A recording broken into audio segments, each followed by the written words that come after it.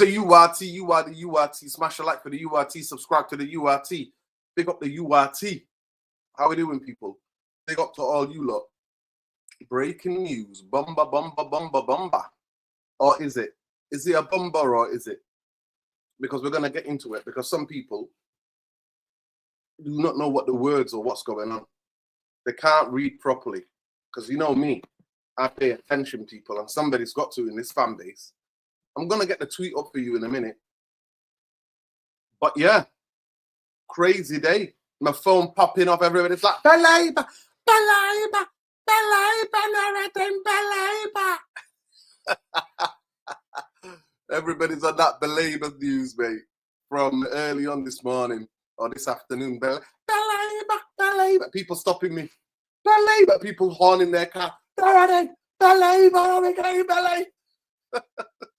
Yo, the fan base is desperate, man. One thing I will know. The fan base is desperate, man. The fan base is desperate. Trust me. I can't stress enough how desperate the fan base are, people. And that's why I didn't do a video. Instead, I wanted to go live. Right? Big up my guy, Chief Editor United Real Therapy, man.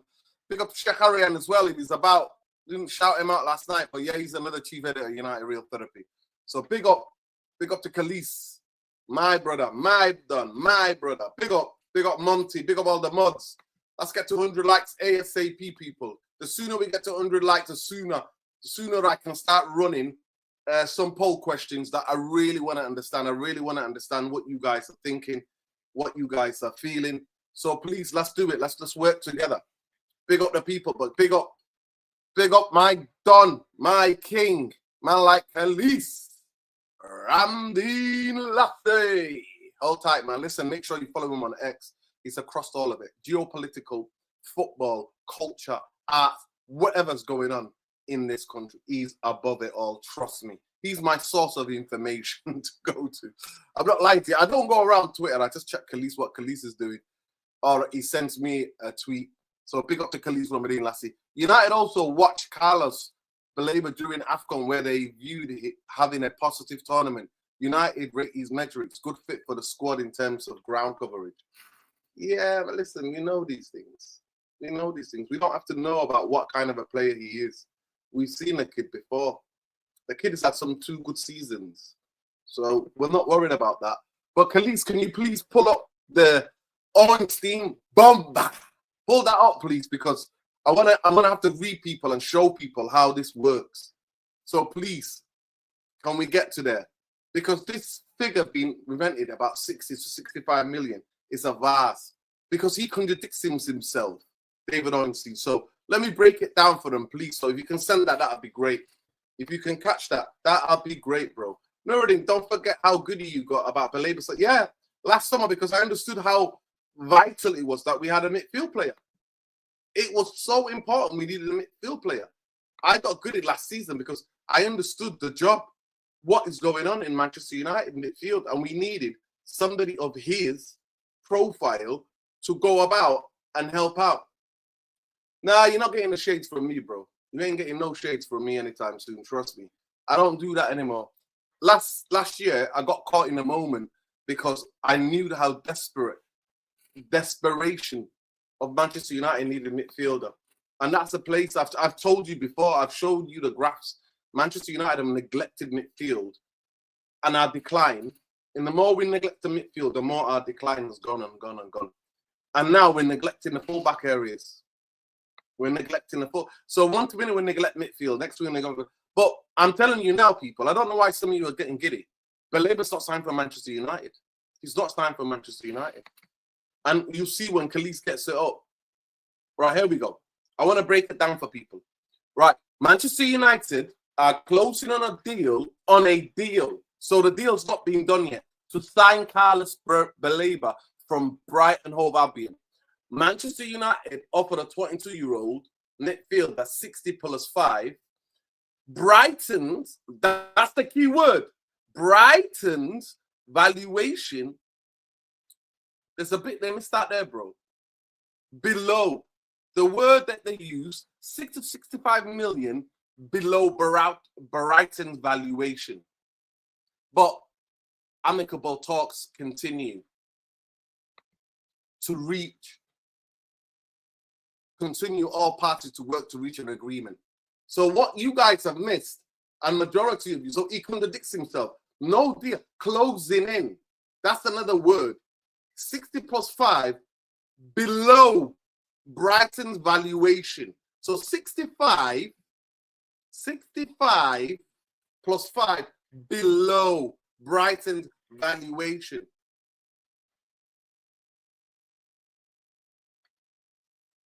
And majority of you don't understand that. People, let's get to 100 likes ASAP, because I really need to ask you some questions tonight.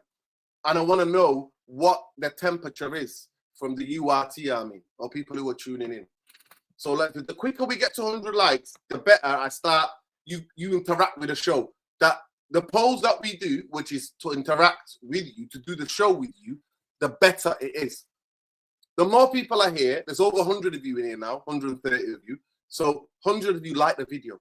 So then we can start doing the polls. Manchester United are accelerating and close to Baleba deal negotiations are progressing with Brighton tonight. Fabrizio Romano. Hearing that the club still want a left back after Carlos Baleba. Well, we needed 6 players. So I don't know why people are getting giddy and too overexcited. Manchester United we needed a centre back, we needed a left back, we said yes to a left back, we needed 3 midfielders. We said we'll do with 3 midfielders this season.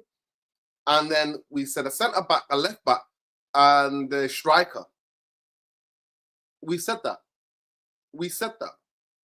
They're the 4 players. So now is Baleba signs. I hope he does. Hope we pray. There's 1 down, 3 to go. 1 down, 3 to go. But Baleba's not signed yet. And I don't trust this football club to get anything over the line. So I don't know what you guys want me to do. Deal is not done. Deal is not done. 60 plus 5 are below the selling club, Brighton's valuation. And that's the key thing to take away from all the BS that he wrote. And it's not a bumper for me. You should say Manchester United are in negotiations with Brighton about possible Carlos Baleba deal. That's what it should be said. Not that we signed Baleba. We haven't signed Baleba. Listen, the thing about agreeing, it's not about anything else. They're just all Sky, all the rest of the people, football, they're all doing the same bullshit, repeating what Einstein said. That's what they're repeating, but using different words. The 5-year deal is with him. Personal terms, we already knew from 12 months ago, agreed. The length of contract, how much is going to get paid, all of that is being agreed. All that got agreed. Whenever it was, last season, was it last season? Last January? I don't know when it was. 12 months ago, yes. So all this now, people are just parroting the same thing. Yeah, club to club deal is not formally concluded. When?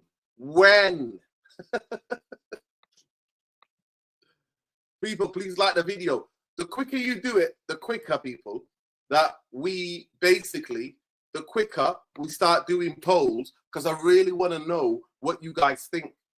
I genuinely want to know what you guys think. So the quicker you like the video, the quicker it is, because I've got a couple of questions to ask you.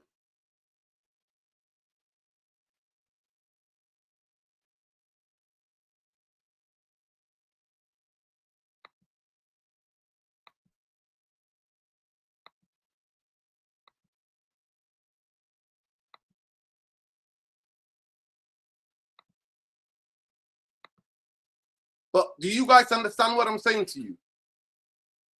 When he signs, and then I can talk about the player, but he's not signed. He has not signed, so I can't talk about him.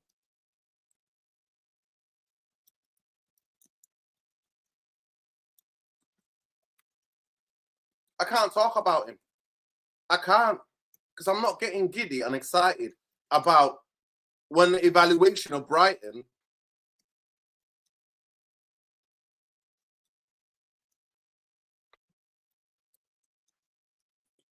when the evaluation of Brighton is far away from where what Manchester United want to pay.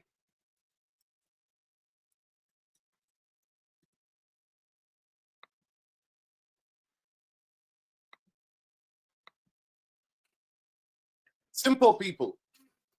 Did my first poll. We get to 100 likes, the quicker we can do interactions with you lot. So I'm not getting giddy or overexcited about Baleba because Manchester United and Brighton have not reached an agreement. When that comes, I'll be like, okay, this deal's happening then. No, I understand that, but they've not reached an agreement. So what do you want me to get bomber about? What do you want me to get giddy about? They're further away. So why the fuck were Manchester United not spending the money? Why did they, if they're going to pay 80 million for this guy, why didn't they pay, why were the club saying we're not going to pay 80 million for players? I agree when it came to Matheus Fernandes. I was like, yo, you're getting relegated, bro. You're not 85 million, mate. Near this Tonali, I will not play because I'm not watched Tonali in the Premier League that much.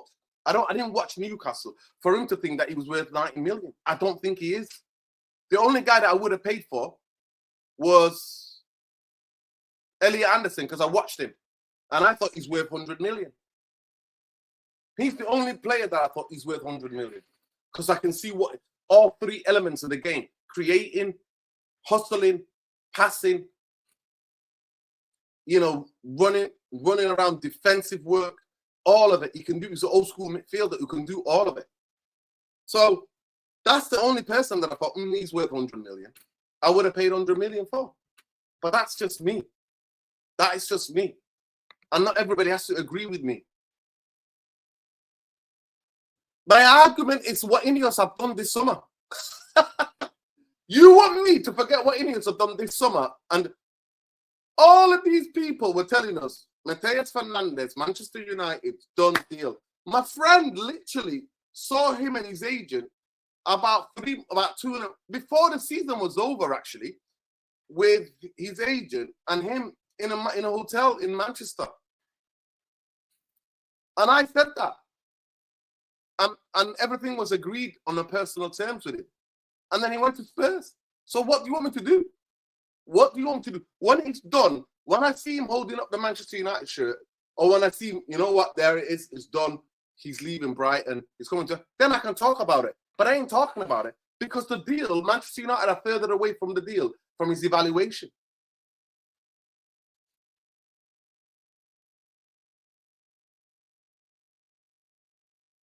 Yeah, well, we need to look at left back and centre back for me. And it's interesting, Konsa, because that's what I would have asked you. The quicker you like the video, we get to 100 likes, the better I can quickly ask you about Kwanzaa. Should Manchester United have gone for Kwanzaa? But we're nowhere near 100 likes. So the quicker we do it, the better it is. But I am not committing to anything till he signs. Because if you believed in all the reports, Matheus Fernandes deal was done. Matheus Fernandes deal was done. He only wanted Manchester United. Manchester United was the club he was going to. Exactly. Nah, I'm not. I'm not upset about Anderson. I just rate the player. It's just totally different. What is this agenda? Why am I? I like the player. I watched him. I watched him for Nottingham Forest for a season and a bit. And I thought, you know what? This kid is it. Time will tell.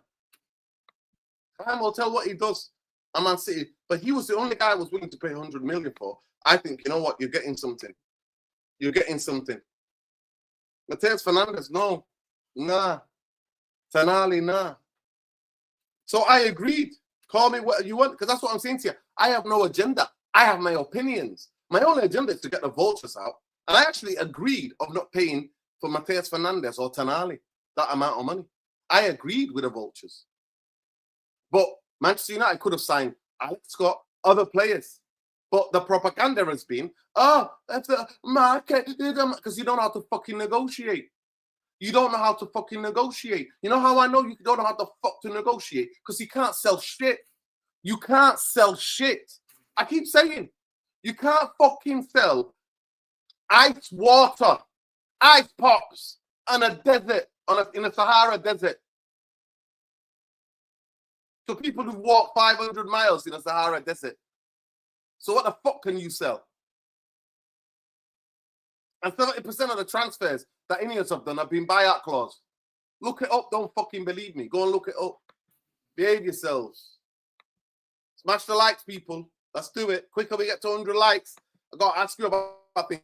I'm hearing crazy things tonight, rumors about Spurs. Spurs apparently going for Savinho and Mamouche. Oh my God. If they get Mamouche and Savinho, oh my God. Spurs. That is madness if they do that. Yeah, it's a preseason, bro. It's a preseason. Preseason, we'll see. Time will tell. And I could be wrong. I don't mean that because I rate a player. The player's going to thrive. I'm just a fan like you in my own eyes. You rate a player. I don't rate them. I rate player that you don't rate. It's all good. I'm not jumping on no wagon.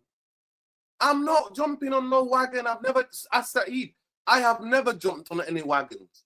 And I never will. Never will. And I never have. I will never jump on any bandwagons. Baleba had one good season. He had 2 good seasons, man.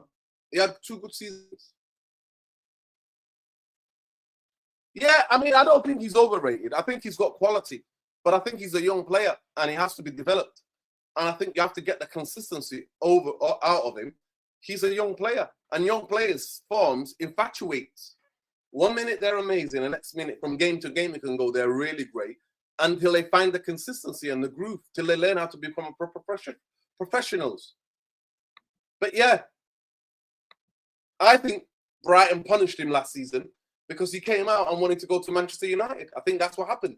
You don't know the politics that happens in football. A lot of you are unaware. The skullduggery and the politics that happens. Meaning politics, that players who want to leave the football club, people are like, that's a fact. City's place for Anderson to be Mr. Do-It-All, and he's a big fish in a small pond. Yeah, well, we'll see. We'll see. Time will tell. Hey, pick up the Jarvis. Bodo Glimt, 3-0 away win, and net. Looks like get another round in the Champions League, man. For Bodo Glimt in the Champions League. Big up, Jarvis. Hope you're enjoying the game, man. Big up to you. Yeah, listen, Bodo Glimt, my favourite team of last year. It's the most entertaining team to watch in the Champions League last season.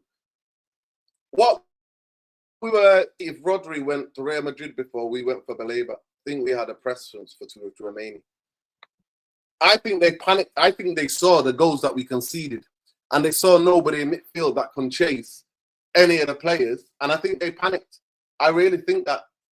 I think maybe they might have been talking about Baleba for weeks, but I think watching the AC Milan game and the fan reaction to the AC Milan thumping, they thought, oh shit, well, we better go and get somebody and negotiate at least with somebody before the season starts. I think that's what's happened.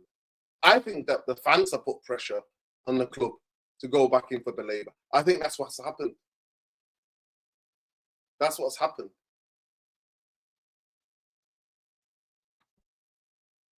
Yeah, big up Sheikh, man. Big up to all you lot. Let's see if you reached 100 likes.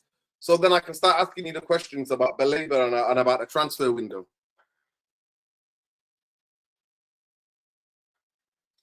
One more like, people. One more like. One more like, and then we'll start doing the polls. Big up to everybody, though.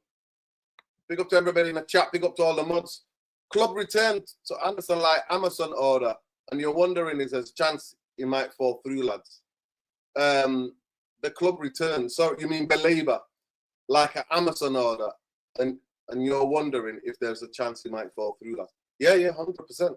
It might fall through. Because what we were told from this club is that, oh yeah, just because they didn't want to pay 85 million for Mateus, all the thing they're breathing is that Manchester United would not be dictated to. Manchester United. I'm like, so why didn't you do the Baleba then? Why didn't you do it at the beginning of the summer? Why didn't you get Baleba then? Why didn't you get Baleba at that money? He's actually more expensive now towards the end of the transfer window. Brighton have to ask now because they know Manchester United are desperate. Brighton can ask more because they know that Manchester United are desperate. That's why I believe. Towards the end, clubs demand more. I could be wrong. Yeah,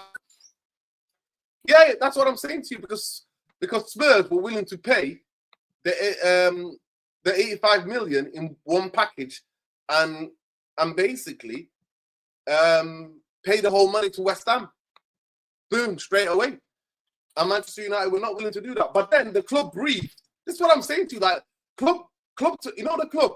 You know when you heard about people talking out of both sides of their mouths. So 1 minute they're talking out of this side of the mouth and saying, we're not going to be defensive. The market is not. The market is gone crazy. The market is crazy. The next one said, we were willing to pay for materials, but we're going to pay it in packages, and West Ham wanted all the money at once. It's like, what do you say? They just PR, spin, fucking more spin. So I'm not getting giddy, people. It says Manchester United and Brighton have come to an agreement for the signing of Carlos Baleba. Then I can give my view. But I ain't getting giddy because it says way below the thing that I talked about, way below evaluation, Brighton's evaluation. We were talking to West Ham for ages, and Spurs popped in and said, we'll pay that money. Yeah, I think Baleba is good, but I think he needs development, just like most young players. Yeah, listen, Andrew, 100%. But that's the beauty of football, isn't it? That is the beauty of football. That you think that Wharton is levels above Anderson, in your opinion. Yeah, I think Wharton's a fantastic player. Shame he can't last more than 65 minutes, though. He gets gassed after 65 minutes. That's all I see for Crystal Palace.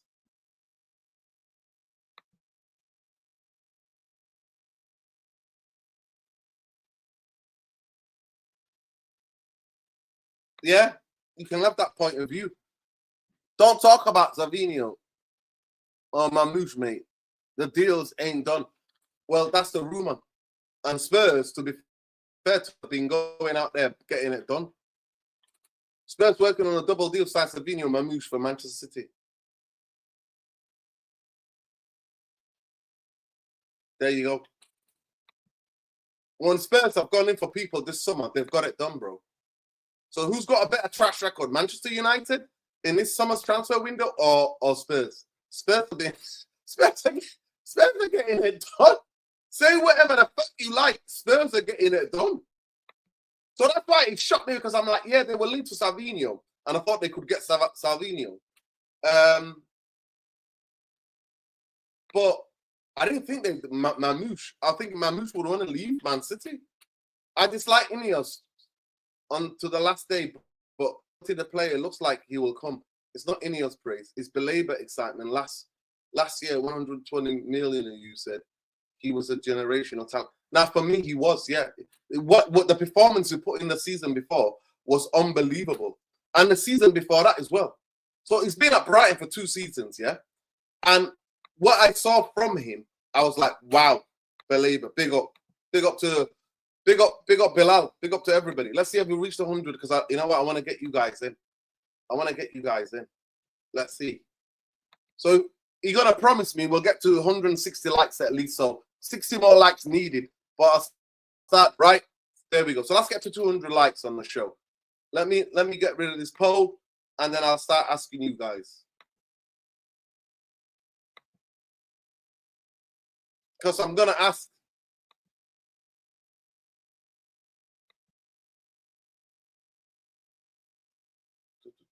Let me get to the poll. Start a poll. There we go.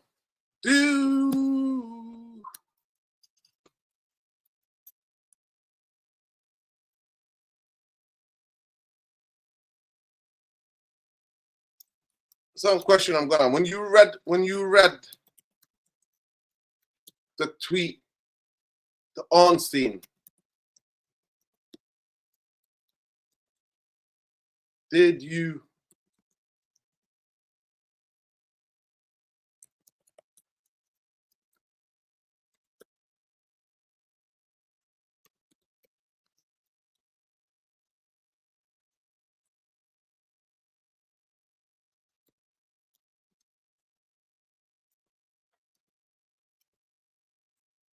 That's the question I'm going to ask you guys. You can say yay or nay. That's a simple question. I just said, when you read the Ornstein tweet, what's your takeaway with signed Baleba? Answer the question. Because that's what I want to know, unless there's something I'm missing.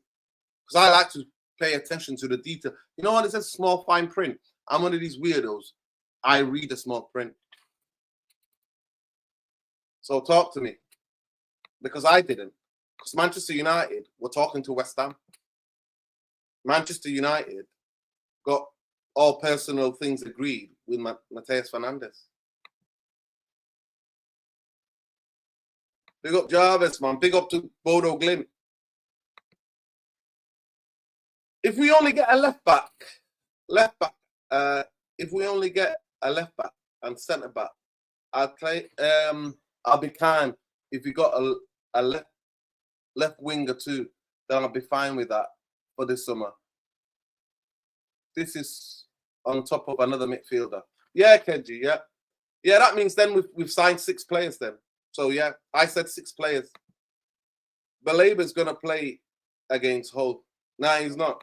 Baleba ain't playing against Hull. He's injured. He's out for 3 weeks. Ankle ligament injury.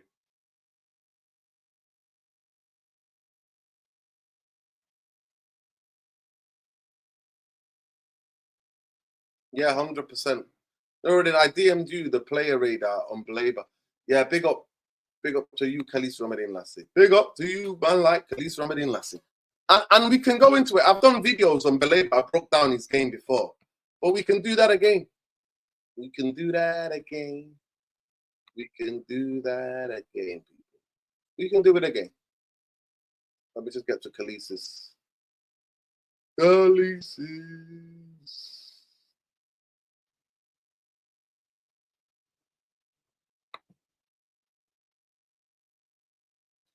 Khalis's tweets.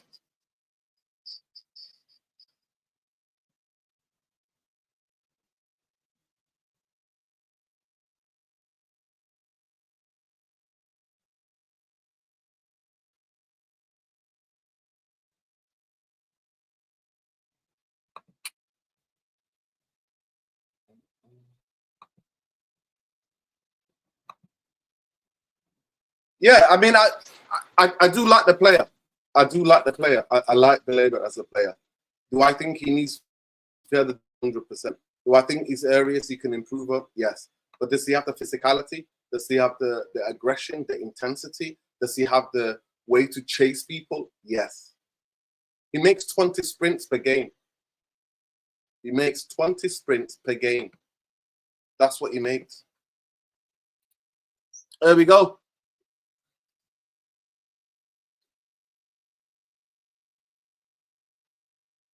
Wins a high lot of duels. Ball carrying is crazy. Ball carrying is crazy. He's really good at ball carrying. Do I think he needs to get better as passing? Yes, he does. Do you think midfielders should be able to improve their passing? 100%. Progressive carries, 4.1. Yeah.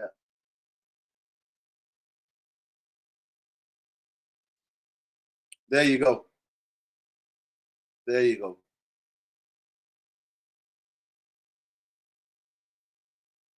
Yeah. Key passes, not bad. Yeah, look at that. He had a phenomenal season. The one we're looking at is this one here. This one here, the pink. It's crazy, the season that he had. And the season before that, he had an amazing season as well. But this is the one we're looking at, the pink. If you look at the pink, when he's firing, he was unbelievable. Passes forward. Ball carries, look, 80. Passes forward. 34. Forward passes, 52.2. Key passes, 30. So everything half last season. Progressive passes. Okay. Tripled. Minutes. Look, he played a lot more minutes. A lot more minutes. And that was 24-25 season. 25-26 season, not so much. But he still won a lot of duels, though, here.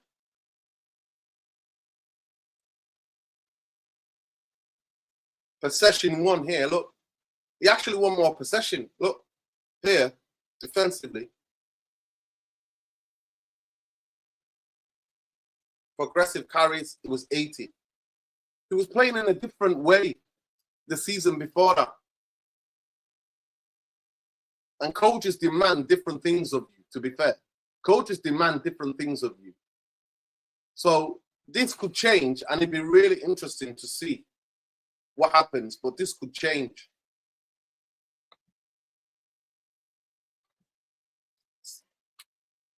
Yeah, big up the people. Big up the people, big up the gang. We needed 6 players, people. So I'm not getting giddy, and I'm not giving no credit to no fucker. If you are thinking I'm coming here that I'm going to glaze over Ineos and I'm going to become part of the twerking gang, you mistaken, bro. You absolutely are mistaken. They wasted the window. Manchester United needed 6 players. And Manchester United, if they are proper negotiators and people who knew what the fuck they were doing, they would have got there and did what needed to be done. And all of that would have been now ready for us to go to Hull on Saturday for the start of the season. Oh, that's amazing. I can't wait. Wow, that's amazing. Yeah, let's keep the likes going, people. Let me just check the poll. People are being beaten by the... Let's see if I'm getting beaten. If am I getting beaten? Am I getting trashed?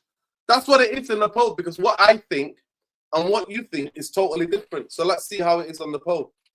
70 more likes. 70 more likes, people. Appreciate it. Big up. There we go. 33% of you have said no. But whopping 67% of you have said yes. So it looks like I'm part of that 33%. Who are Wait FC? Wait FC. Here we go. Here we go. We are Wait and Hope FC. So yeah, people, 30 more. I need another 70 likes quickly. That would be amazing. Be an amazing show, and it would justify me going live for that reason. Actual fair point. Forget about Edison. Yeah, Nuruddin. If Baleba comes, you have to get the sunglasses out. You said you would. Now, I said I would if he came that season, bro, and he didn't. He didn't come last season. That's when I said. And that's why I put the shades on. Question for me is that what does Baleba signing mean at the price point? Does it mean that he's the starter or United ain't benching Savitin? No. Yeah, I think it means he's going to start, bro, because they saw what happened. I'm telling you, they saw what happened against Milan. I'm telling you. If you don't think they didn't watch that game and didn't panic and didn't think, shit, it was supposed to be different from the Glazers. Wilcox and Barada didn't look at each other and go, what the fuck is going on here? Then I don't know what to tell you. They're panicking right now. They panicked after the Milan game. And actually, the best thing that could have happened for this window to Manchester United and the fan base is that Milan defeat. I'm telling you. I'm telling you. That Milan defeat.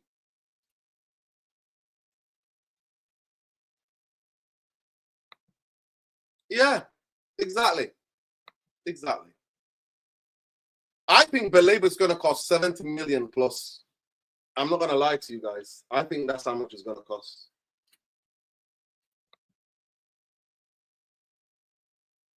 Nuruddin sounds like Expressions. Yo, big up to my brother Expressions, man. I hope he's all right, bro. I saw Expressions with a sling, man. I don't know what's happened to his arm. But I hope he's good. I hope he's well. Wishing him good health, man. Yeah, fair enough, bro. Fair enough. That's what I'm saying to you. That's the beauty of football opinions, isn't it? That is the beauty of football opinion. That's why we love football. Different people see it differently. But I'm not getting gassed about anything until they sign the 6 players. If they sign the 6 players, I'll get the shades out. If they sign 6 players, then that means pressure will be on Michael Carrick then, because he'll have a squad. He'll have a squad. He'll have a squad. And when Manchester United go away in the Champions League and they've got to come back and play some tough away game at Spurs or Chelsea on 12:30 on a Saturday after they've been in, let's say, in Paris, or they've been in Madrid, or they've been in Munich, then I can go, you know what? At least he's got players who can get in there, and no excuses then. No excuses then. It's up to him and the coaching staff to get the best out of these players. That's what I would be saying. But if they sign Baleba and left back, I still don't think Carrick's been backed. I really don't think Carrick's still been backed. I really, because I think centre half, Manchester United need a centre half. Arsenal are buying a centre half. Arsenal have got centre halves. They got California, whatever his name is. They got the is he Colombian? They got the Colombian guy. They've got the left back who can also play as a centre back. And they've signed Konsa. Crazy. Crazy. Perfect balance. Bruno wants to leave. I will personally start to go fund me in his first class EasyJet flight. Carrick statement relating to possession football was indirect fuck you to Bruno.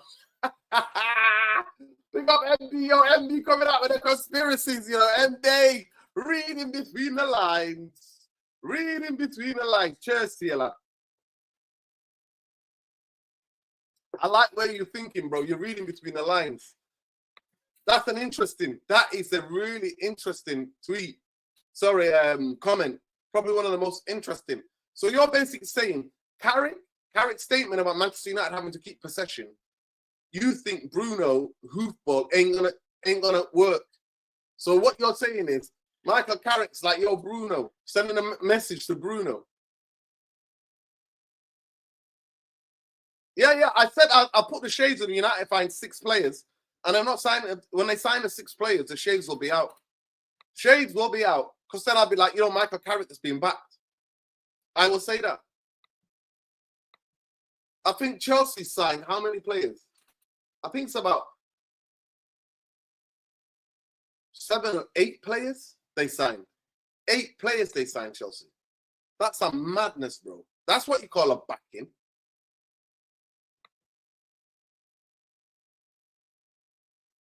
No, because I'm not gassing Spurs rumors. I'm saying this summer's transfer window, when Spurs wanted players, they got their players done.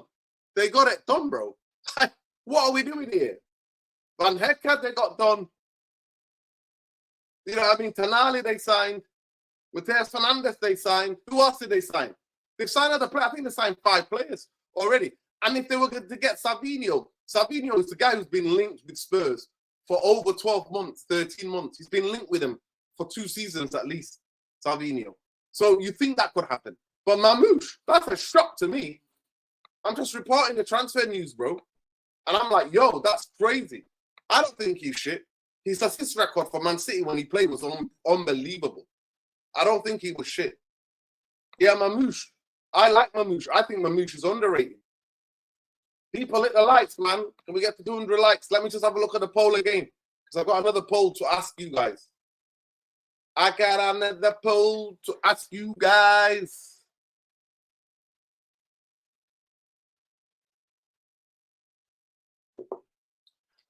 Yo, 53 likes away.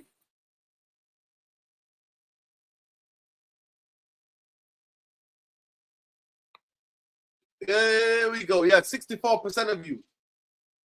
I said, when you read the Olstein tweet, what's your takeaway? We've signed Baleba. 64% of you say yes. 36% of you agree with me. No, I didn't read it as that. It says below Brighton's evaluation. 60 plus 5 is below Brighton's evaluation of the player. That's what he said. Yeah, big up Fury, man like Fury. Spurs are doing their business because they ain't nickel diming every club. United will hold out till the last second for no point to put into a discount. Yeah, Adam, say it, bro. Say it. Baleba stocks are gone down. You're signing him after a trash season for 75. Yeah, you could say that. I don't know who you support, but you could say that. I don't think he's trash, though. I think he's a good player in there, but he needs further development.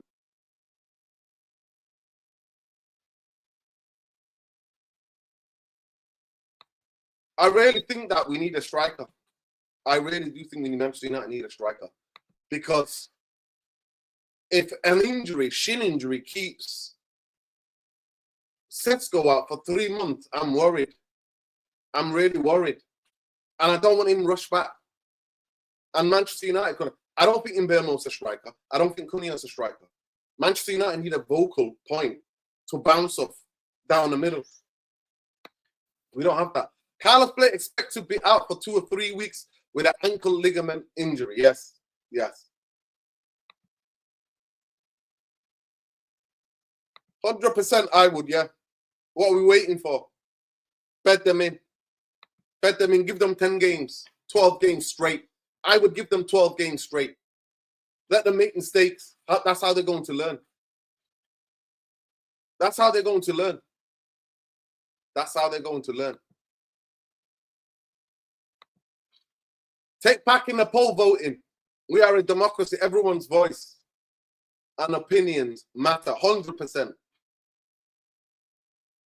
Everyone's voice matters. That's why no other fucking channel interacts with the chat as much as anybody does, because I don't believe in that. I think I know it all. I don't know it all. I don't know it all. I don't. I just have a football opinion. Baleba's better than any of the young midfielders available anymore. His qualities are sky high in relation to the future ceiling of 22-year-olds. Have a bad season. These silly fans talk. Sit down, yeah? Well, you might think that. I think young players' forms evacuates. Players usually find consistency between 24, 25. From there, if you're still inconsistent, then I worry for you. By the time you reach 24, 25, if you're inconsistent, then I worry for you. Because then you should have enough. And the peak usually is 27, 28, 29, 30. That's when players peak. That's when the best years of a footballer, in my humble opinion. There are some who are clever, for example, like Ryan Giggs, like Paul Scholes. Paul Scholes was more of a number 10. He played behind the striker. He played on the left-hand side. He can play on the right-hand side. But Paul Scholes was such a quality, intelligent footballer that he became a quarterback for Manchester United. Roy Keane was a box-to-box. He became a sitter for Manchester United, just dictating play in the middle of the park. Ryan Giggs was a flying winger who became a centre midfield player, ball player. So did John Barnes. Show my age here. So did John Barnes. John Barnes was a marauding, skillful winger. He became a centre midfield number 10 for Liverpool towards the end of these days. He was brilliant. I personally don't rate Euro. They'll put him and start him over Maguire in all day. If I was Cara, he just played the box, man. They need to learn by playing. Yeah, Kenji, 100%. 100 different percent. Manchester United are not winning no league title anytime soon. So might as well play them. Nobody wanted us to spend 100 million on Bum Anderson. Yes. My humble opinion, yes. Yes, I did. But I don't think he's bum. You think he's bum. I respect your opinion. I respect their opinion. There might be players that I think they're bums, bozos, that you rate. That's how football goes. It didn't read like we signed him, but the impressions that I get from United are preparing second package to close the deal. Yeah, pick up Paul. Paul, listen, are you available? I'll send you the link. Let me know if you want to jump on if you're free. No problem, bro, because I like to get your 2 pence. DJ Paul, all the way in California, Los Angeles. I think he's in Los Angeles, if I'm not mistaken, or California. Might be Los Angeles. Love what you think of my team, Chelsea. And I think you don't need Baleba. Love Nurin. What do you think of my team, Chelsea? I think your team signed, from what I read, bro, I think you signed 8 players. If those players bet in, I rate Alonso as a coach. Nobody goes in Germany and goes unbeaten. No, this is the Premier League. Yes, it's the Premier League, a different animal, a different creature. Yes. But what he did with Bayer Leverkusen, it wasn't with Dortmund, it was Bayer Leverkusen. And what he did there was unbelievable. It was unbelievable what he did, Xavi Alonso. And his winning rate at Real Madrid was 75%. 75%, 72% win rate. Over 70. It's unbelievable. It's unbelievable.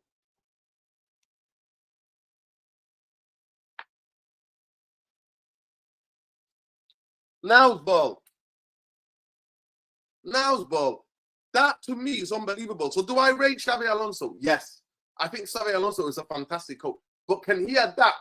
And can the players that you bought, can they adapt quickly?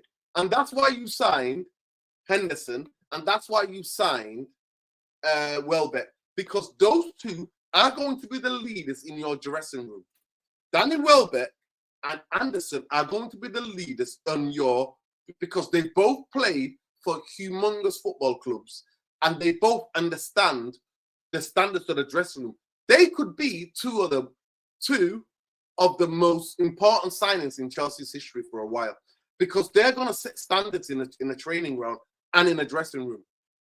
And that cannot be underestimated, because you got too many young bucks. Chelsea got too many young bucks. You got too many young bucks. That's the reason why. Baleba isn't only physical, he's just beast in that aspect. He's press resistant, rapid, technically astute. Some fans turn their hate on him way too easy. I blame the mob. Content creators. Yo, I don't hate no player, man. I'm not going to lie to you. I didn't want Onana, but I didn't hate Onana. I said to everybody, I don't think Onana is a Manchester United player.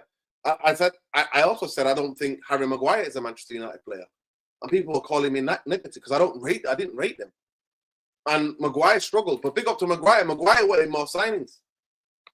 Baleba would be the right balance for our midfield. I get he's not a glamorous name, but I'm happy with the signing. Yeah, big up, bro. Let me know if you want to jump on.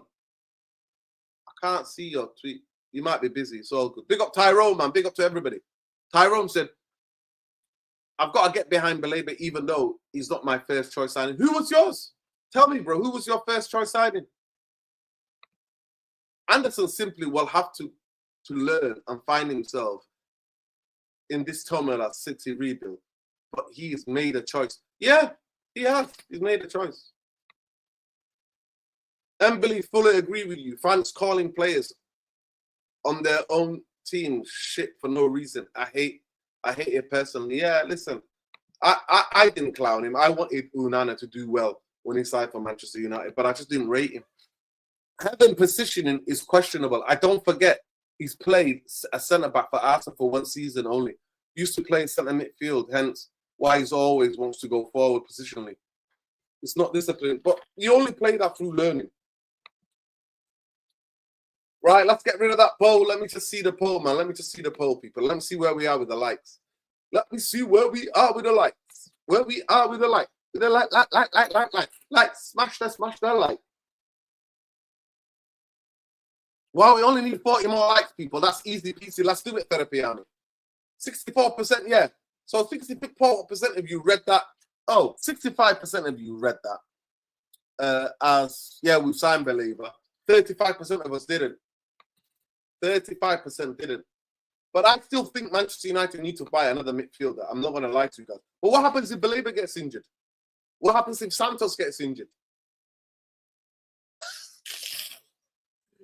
Who do we have cover?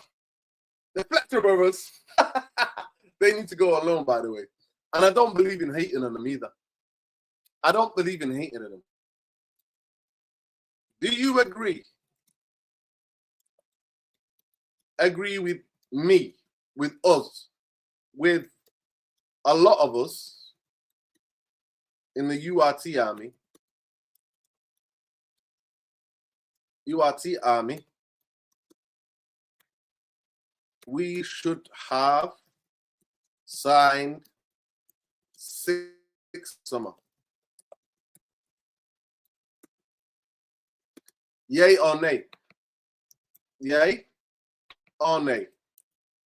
And I'll explain why I think we needed those amount of players. We need 40 more likes. Let's do it.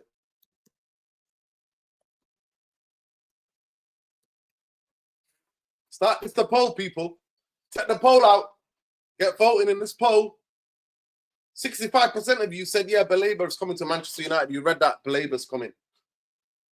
Do you agree with a lot in the URT army? We should have signed 6 this summer, 6 players this summer. Get voting. Get voting, FC. Here we go. Here we go. Big up to Tyrone, man. Big up to everybody, please. I'm enjoying the show tonight. We're enjoying the show, man. Yeah, big up Ben. Let me send the link to Ben. Big up Ben. Big up Ben.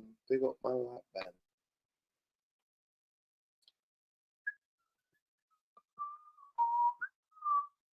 Man like Ben. Man like Ben. Man like Ben. There you go, Ben. Let me send it to Lawani as well in case he's about.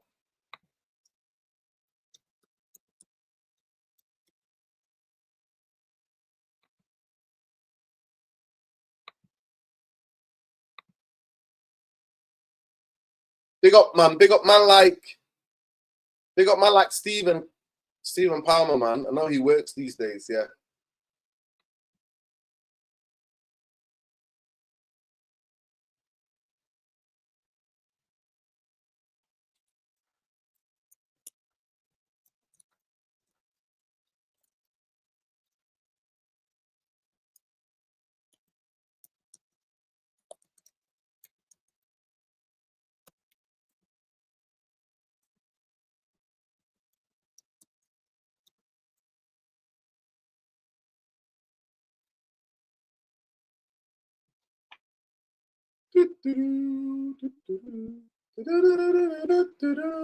Let me send that to Sean as well. Let's see if Sean's about. I want to hear from Sean as well.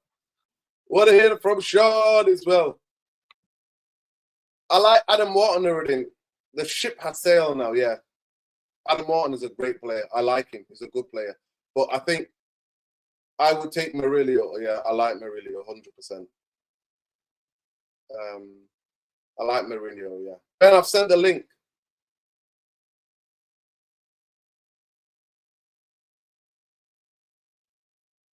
Yeah, big up to King Soul, man. Big up to King Soul. Not seen him for ages. Man like King Soul. He says, I'm jumping in the car after a football training, gym training. Yo, Ben, is that it? Big up to my man like Ben. We've signed 3 midfielders with Baleba, backup goalkeeper, young left winger, and hopefully a left back and a striker. We need a centre back, bro. We need a centre back. Man, like me. Didn't read this as it's final, but the chances are high. Credible sources confirm. Why do you free lilies for halfway done deal? Probably because they feel the pressure on mounting, no pun intended. They feel, yeah, 100%. 100%, yeah. I agree, bro. I agree. I think the fan base reaction to getting whacked by AC Milan. Yeah. And then everybody agreed that Michael Carrick was not being back this window. Yeah, man. R.I.P. Webby, man. R.I.P. Webby. R.I.P. Webby, man. Mancunian legend, Salford legend, if you know, you know. Manchester United fan legend, mate.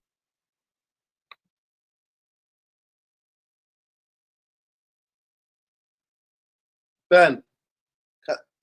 Okay, let me mod him. 1 second. Big up, Ben. Big up man like Ben. Let me just do it. 1 second.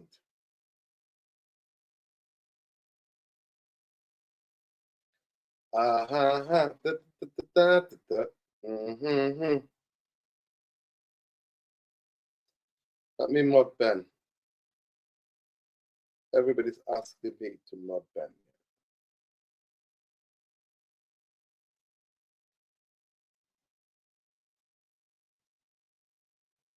I modded Ben. It should be modded, yeah. It should be modded now. Hopefully he'll jump on in a minute. Negative Nuruddin. Oh, negative fake fan. Oh, gosh. Call me a fake fan. Amazing. I'm negative. Negative fake fan. Yeah, that's who I am. Yeah. All right.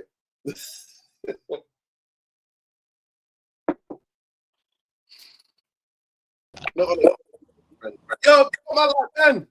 Ben, what are you doing? What training are you doing? How you doing, man? Big up, man. Can you hear me all right, yeah? Yeah, listen, did you have protein shake to recover straight away? Boom. That's exactly what I've got. I'm ready, bro. I'm ready. Talk to me. Yeah, big up, man. Yeah, I'm just finished training there about 10 minutes ago, so I'm just chilling at the convenience store and got myself a bottle of water for on the way home, man, because it's a 45-minute home. Yeah, you need to hydrate, man. After a long training, you need to hydrate. 100%, man. 100%. Yeah. So you did football training first, or you did gym work? No, gym first, and then football. Okay, and how was that with your team? It was okay. It was better this time. Obviously, I was getting cooked the first day. I was just trying to get used to like what this level is like, and look, it's gonna take me a while to get up to match sharp, man, because I didn't train with him the whole season, like the whole preseason. So I'm technically 2 months behind in terms of training, like as an individual. But look, it'll just come back to me, man. Like, I don't expect to start the first few games because I've only just joined. So you need to bed in and get to know your surroundings, get to know your environment. Take time 100%, and use that time to build yourself up, the fitness, you know what I mean, strength, everything. Who did you go to? Was the gym session with a coach as well, with a injury? Yes. So all of us with the coach, and then So have they done the test on you? Have they done all the different tests on you to see what you wanna? Oh, 100%. Yeah, that's with our own, like, we program, individual program. Yeah, like it's not really anything special, like, but like what. Listen, it is special. You've got your own catered things that and the things 100%, 100%. Yeah. So sleep is also good. You need 100%, man, and that's what I've been keeping on top, man, is my sleep, man. So yeah, and obviously I'm on top of that working stuff as well. It's been intense. So look, it is what it is, bro. Have to find a way, man. So that's it, like, so. But I really enjoying myself tonight, man. Really good, really Talk good. To me, Ben. Did you read the Einstein tweet as the deal done, or did you read it as we're below Brighton's evaluation, 60 for 65? How did you read it? You know what? I was on my way down to Dublin. Yeah, semi-pro. Ben is a semi-pro. It's like third division. It's like league. It's like there's 7 divisions in Ireland, and then the 8th division is Sunday League. So last season I was in Division 5. Now I'm in Division 3. So you've got Division 2, and then Division 1, and then after that you've got Premier, and then you've got Pro. So I'm getting there. So yeah, but look, it's gonna take a while, man. But anyways, on to the Baleba news. I was on my way down to Dublin, and my phone was getting spammed with messages, and I'm like, what the fuck's going on here? And then seeing the Baleba news, and you know what? I wasn't really surprised, because obviously with Man United, like, the midfield options are very slim now. Like, obviously you've got Adam Morton, you've got Kone, you've got Baleba, and then you've got Zanderberg. So look, it doesn't really surprise me, man. Now, the biggest issue is, obviously, I do agree with you. I don't think the deal is done. I completely 100% agree with you, because if the deal was done, you would have said, Ornstein would have said, medical booked, this, that, you would have got a here we go from Fabrizio Romano, and Northern, don't get me wrong here. Last year, when the Baleba news broke last year, everyone got giddy into thinking that it was going to be done. The only difference is between last year and this year is we're in advanced talks with Brighton, not just talks. That's the difference, but doesn't mean it's done yet. So I completely agree with you. Do I think it's going to get done?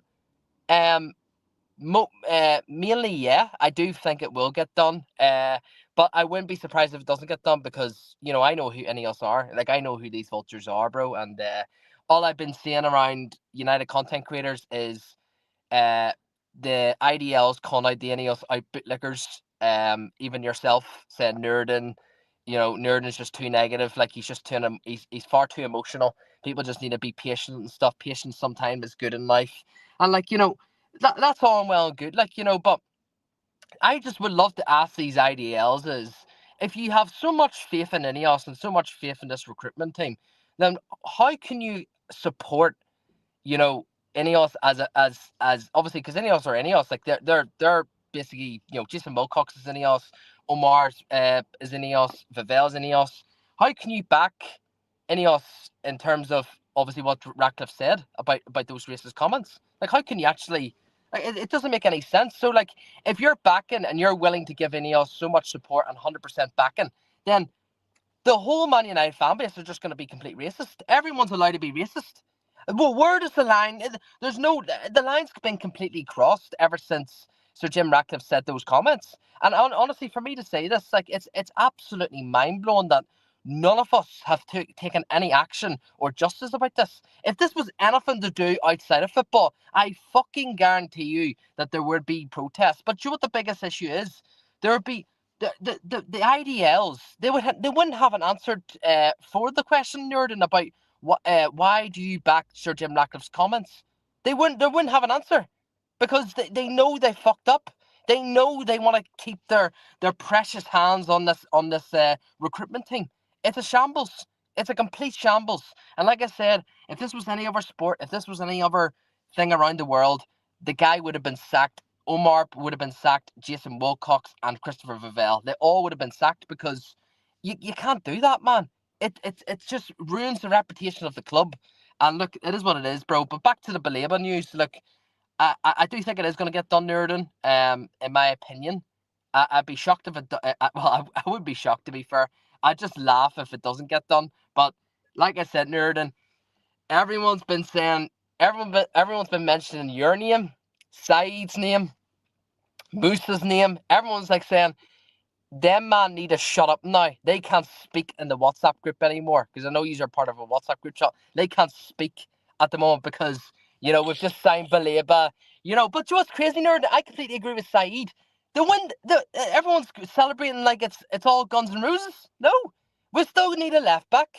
We still need a centre back. We still need another midfielder because if you think for 1 minute that Baleba and Santos, in a way, are going to be your defensive midfielder or whatever it is, you're completely on Mars.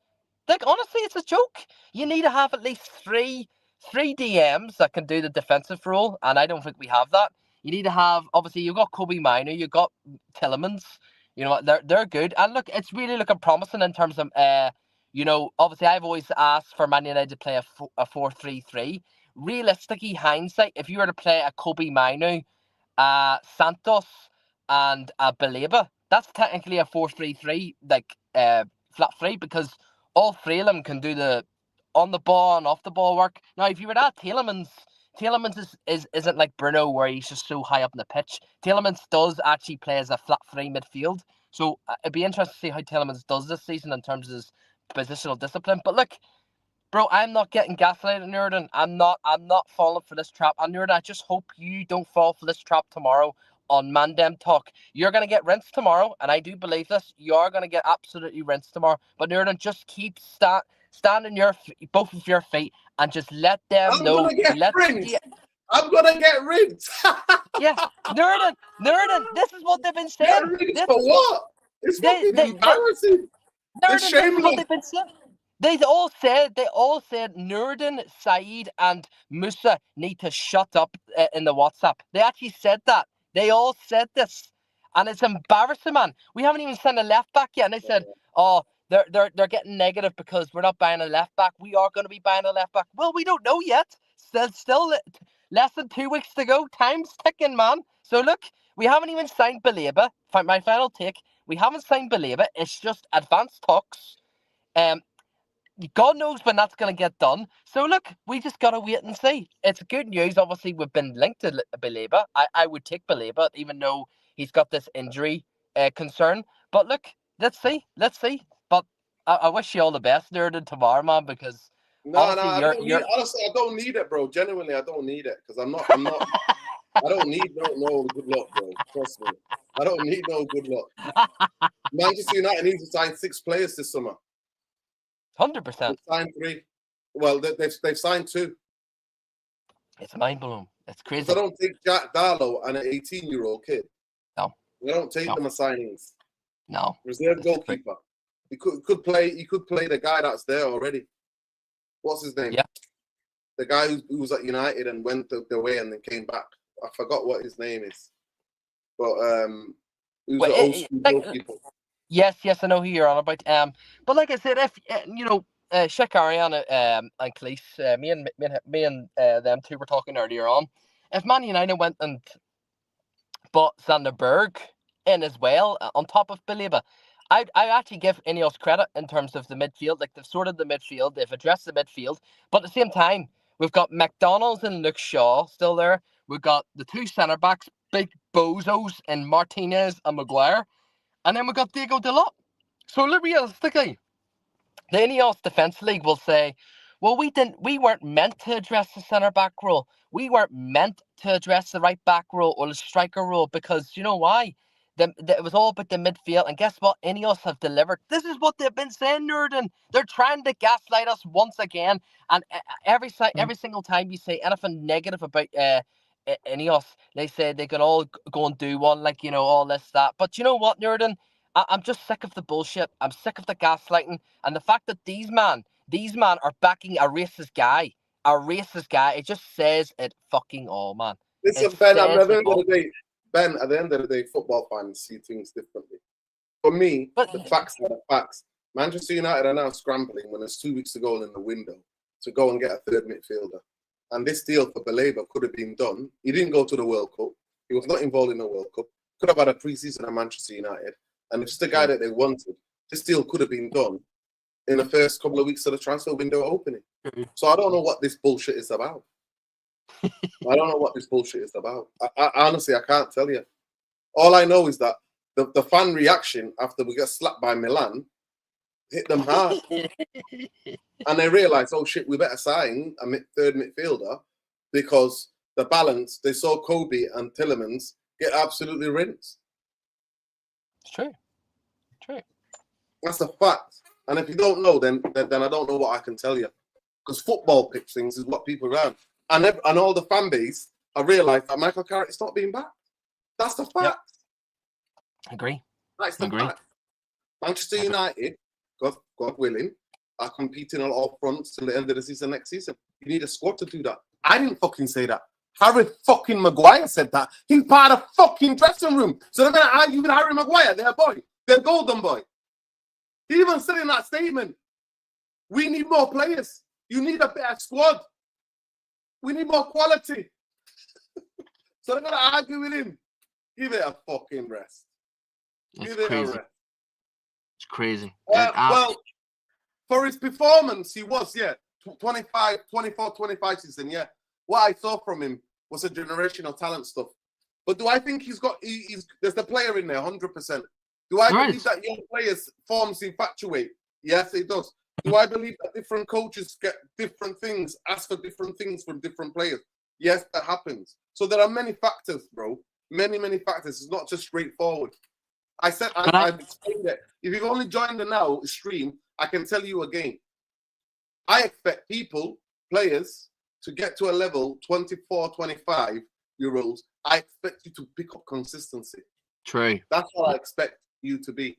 Facts. But I, in my humble heart, believe Manchester United panicked because they don't want to panic. Something happens, we draw, we get beat by Hull or whatever in the first 3 games, and then everybody's going to be asking for more money. So I still think now Man United are desperate, and the deal's not done in my eyes. It's not done. No. Because it says, if you read the proper fine print, it says below Brighton's evaluation, 60-65 plus. 100%. 100%. But I think one of the reasons why Baleba had this like everyone's saying he's had a bad season last season. Obviously, he didn't get many starts. You know, he played less than 1,000 minutes last season compared to the previous season. You know, it was all because of Man United. Like, you know, as a people that need to understand what goes through people's brains in terms of like footballers. You know, if you had one of your favorite clubs in the world in for you, and like they're talking about you, they want to sign you, and then all of a sudden they can't sign you because of money, like valuation and stuff. You're going to be really, really down about it. And I can understand why Baleba was like, you can tell like even his body language, like everything. I could just tell like it really affected him so much. Now, don't get me wrong. I still don't. I don't think it was the main reason for Man United. I do think his performances did drop, but you know we have to understand this. Roberto De Zerbi left, and that Brighton coach came in, and it hasn't really worked out for him well. This new coach for Brighton, you know, it hasn't really worked out well for him. And Hursler. Yes, I do feel for him, man, but I think Cara can get something into him. I think him and Santos being the 2 sixes would really help and complement each other. And the fact that he's left-footed as well, like everyone knows my thoughts on Nemanja Matic. I love Nemanja Matic because he had a classic left foot. You know, the guy was so composed on the ball. He dictated the tempo. That's the only concern I have with Carlos Baleba. I don't think he's going to be our dictator. You know, he's going to set the tempo. You know, like Sanderberg. Sanderberg knows when to slow the game down. He knows when to, you know, speed the game up. I think with Baleba, he's just like he's always like super fast on the ball. He's looking to pick a pass. And look, that's not a bad thing. That's not a bad thing. You know, as Musa said, as everyone else said, we need to complement everyone around the team. Everyone has to have different profiles, because if you have the same profiles, you're not going to get anywhere in with the football team. You're not. It's the same with midfielders. Sorry, with defenders, with attackers, with fullbacks. It's madness. It's crazy. Like that's the whole beauty of football. And if you have too many of profiles the same, you're going to struggle. And this is what we've been seeing over the last decade, should we say. We've signed far too many number 10s. We've signed far too many defenders that can't play in the high line. We've signed far too many fullbacks that can't go up and down the pitch. It's madness. It's crazy. But yeah, big up Jarvis, man. Big up. How are you, bro? Big up. Yeah, we signed Baleba. Are we happy? Or well, you know, Jarvis, we haven't signed him yet. Nerd and me say we haven't signed him yet. Yeah. Okay. Sorry. I don't want to overstep. I know it's not a done deal. So okay. Let's not get ahead of ourselves. But you know, it looks good. Finally, something is happening. I'm glad. I think it proves that we are in the market for a third midfielder, and we are trying to do serious things. Although I know where you're getting at, Nuruddin. I've been listening in while watching the Bodø/Glimt game, but I think we all remember what happened in the last 2 weeks of the window last season. You know, with the Donnarumma and Baleba, and we as a fan base, we got giddy. Even my friend here on my right hand side got giddy at that time. So we all believed it, and now we do the same. So you know, me as a footballing fan, I'm excited. When I use logic and reason, I'm holding back a little bit because it's not over the line yet. And you know, we know the football journalist phrases, you know, expected to, set to, they are confident, optimistic, whatever, you know, player is keen on the move, priority, target, concrete interest, you know, all of this.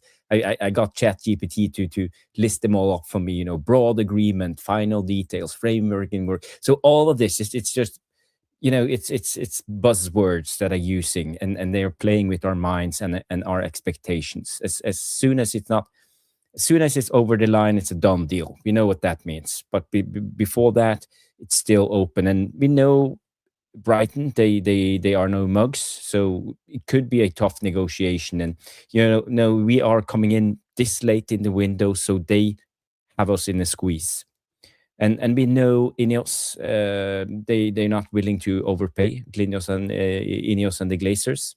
So it also could mean that they can hold us at ransom at the end of the window. So it wouldn't surprise me if we have a plan B or C. So I saw you, Tyrone, talking about Sander Berge. We could come back. So we will see. But I don't know, Nordin, what's your what was your initial take when you heard the news?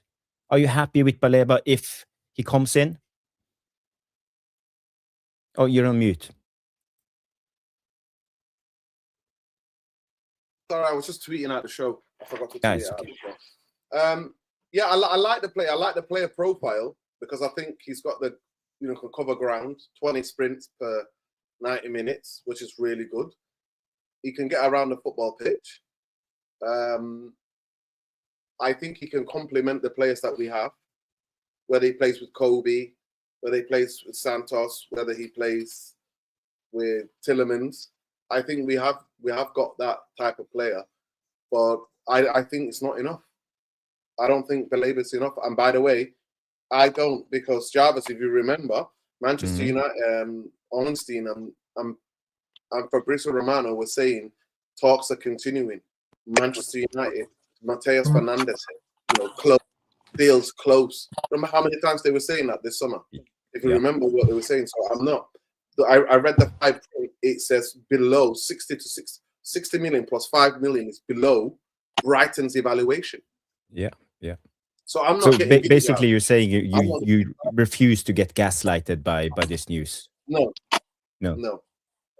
Because and I don't know if you've been watching the way that he's been tweeting before. Remember, David Onsin would tweet, "Done deal." Or deal, medical facts. They've agreed a deal. The clubs have agreed a deal. He's not said that. He said 60. Remember, we did a show about last week before I went away about Baleba. Well, I was asking a question about Newcastle because he was linked with Newcastle. Remember, and they said that it will cost around 60 to 65 million. Remember when they said that? And we were like, "Oh, I don't know what's happening. What does that mean?" So. At the end of the day, that's what I was looking at. And then this news comes out. So I don't think the deal's done. But I think Manchester United need a left back. We need a centre back. I hope and I pray we don't regret that we've not signed a centre back this summer. And a striker, because I'm concerned about Benjamin Sesko. I am concerned. Centre back won't happen, Jurgen. It's off the table. That's 100% certain. We won't sign a centre back. But my initial reaction was yes, I'm excited for Baleba because I know after the AC Milan game that we need a number 6. We need a defensive anchor in this Carrick system. So at least they're giving him a fighting chance not to get a sack right away if he comes in. And second, my second thought was, this must mean that we're getting a left back, because I think if we are going for a number 6, if we are actually signing a number 6, then we need an offensive left back. We won't be forced to play with the hybrid 8-6 thing, so we will have one holding midfielder, and it means that we need the fullbacks to bomb on. So again, it tells me right away we will sign a left back, a fullback who can bomb on and do. Yeah, big up. Yeah. So yeah, that was my second thought. So yeah, I can give it to Rouhani. The thing that where we agree, Gavas, I did say they panicked. They panicked after what they saw, how open we were against AC Milan. They panicked and saw what we all know, but they waited to see it. That's the maddest thing. But big up to Kaliso Medina Chief at United Real Therapy. He says here, starting 11, interested, monitoring, discussed, exploring, amendable, progressing, admire, advancing, considering, appreciate, inquire.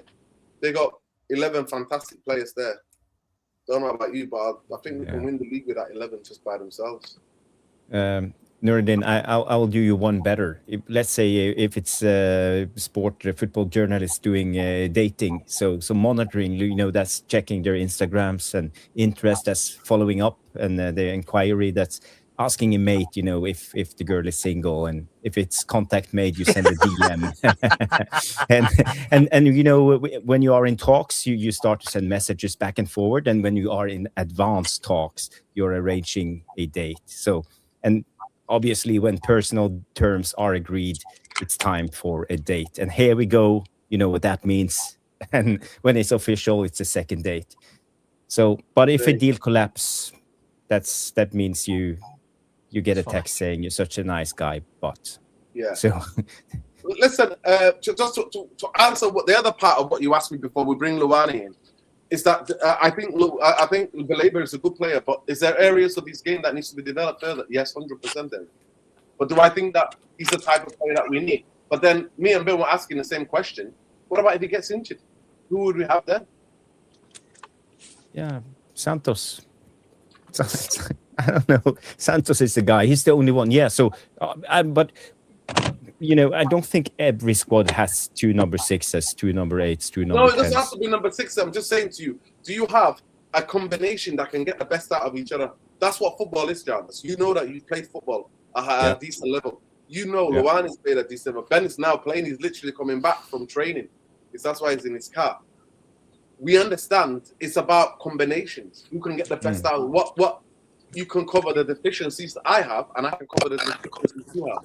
But yeah, I want to bring Luani in. Luani, how you doing? Last night you weren't happy, bro. How are you feeling today? Big up to you.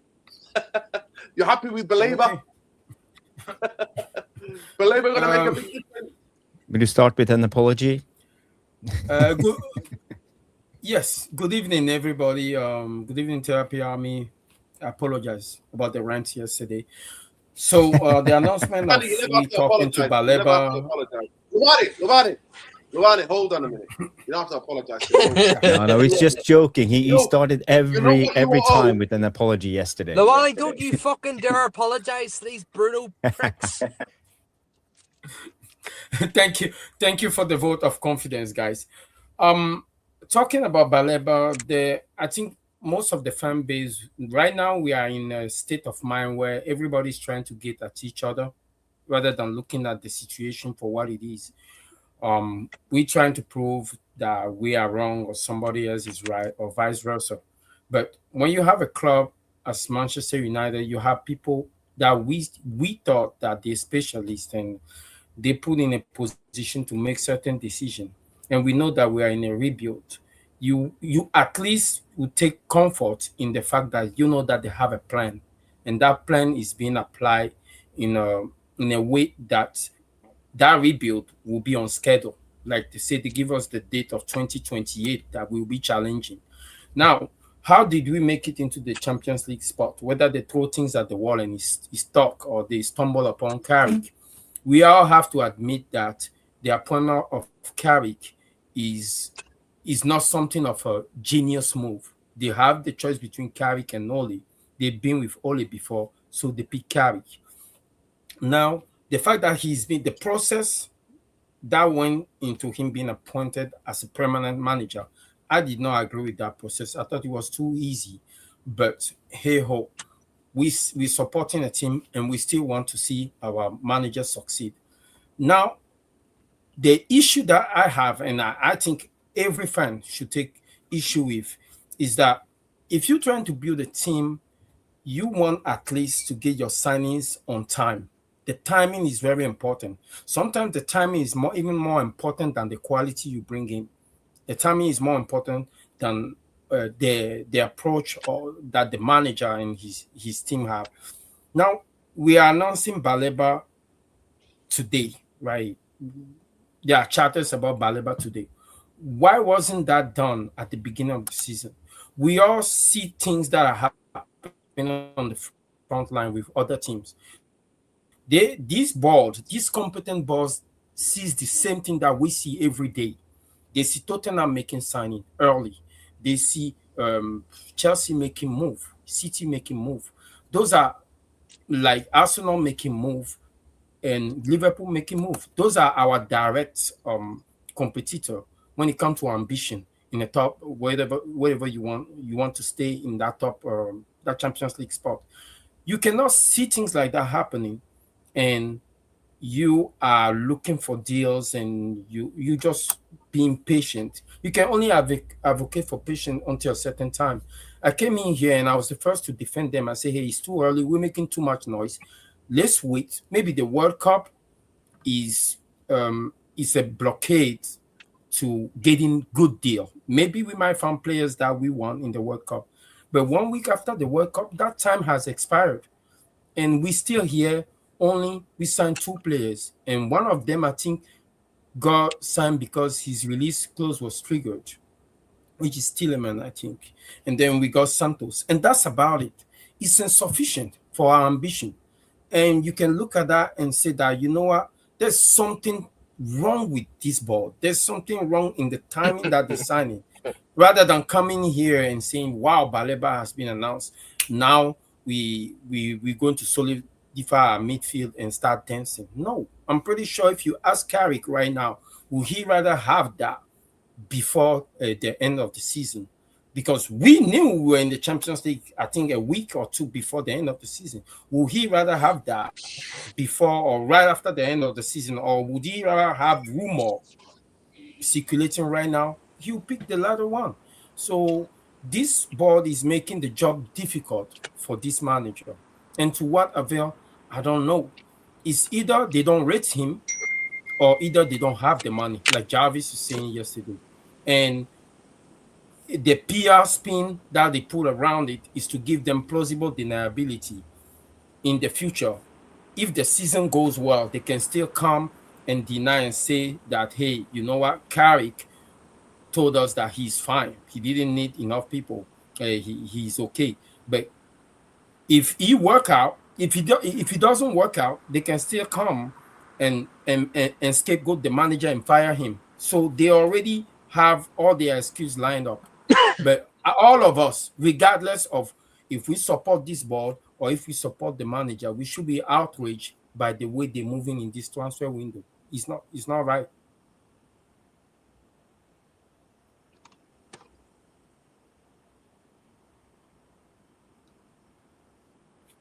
Yeah. I understand. People, please keep smashing a like. Let me just see if we got over 200 likes for the show. Even if we get past that, keeps liking more likes, the better it is for people. And please let me know your comments. Yeah, please, let's get to 250 likes if we could. That'd be amazing. Yeah, I mean, Luwani, you've said a lot, and there's a lot of the things that you said I fundamentally agree with. I think Baleba deal should have been done at the beginning of the transfer window. I don't know why Manchester United have to be so reactive. I'm gonna ask that as the next poll question. But are we all in agreement? They saw how opened up we were getting the midfield against AC Milan, and that's why they're in negotiation for Baleba, even though they've not signed him yet. And I don't believe that until I see that clubs have agreed. Until I see him holding up the shirt, that's when I will believe. I don't believe because they were like Manchester United. Mateus Fernandes deal was done. All of a sudden, Spurs come in, and next minute he's going to Spurs. So I don't trust it. But have we all agreed with that? Do you agree with that, Ben? That seeing us getting opened up easily, and obviously Luwani watched the game. I don't know. Did you watch it once or twice, Luwani? The AC Milan game twice, and you saw how we were getting sliced open. We were getting sliced and diced. Yeah. Yeah, the second time I watch it is the one that scared me the most before, because well, the first time when you watch a game, do you agree that that's why they went in for Baleba? I do agree, because how can you explain that we are talking about Baleba right now after that defeat? So that's the only. See, when you're trying to sign players, you have two things. When you're a club, you're trying to sign players. You either have the money or you have the ambition. You have both. That's what the other club that are on top are showing. They're showing us that they have ambition and they have the money to back up that ambition. But when you look at the way we're moving, it's like we don't have neither. And that's what's worry. Because they're lying to us. They're telling us that they have money and they have ambition. They came out and told us that money is not a problem. And they told us that they have big ambition. But you don't move like that when you have money and ambition. And that's the worry part. Don't watch what they say, just watch what they're doing.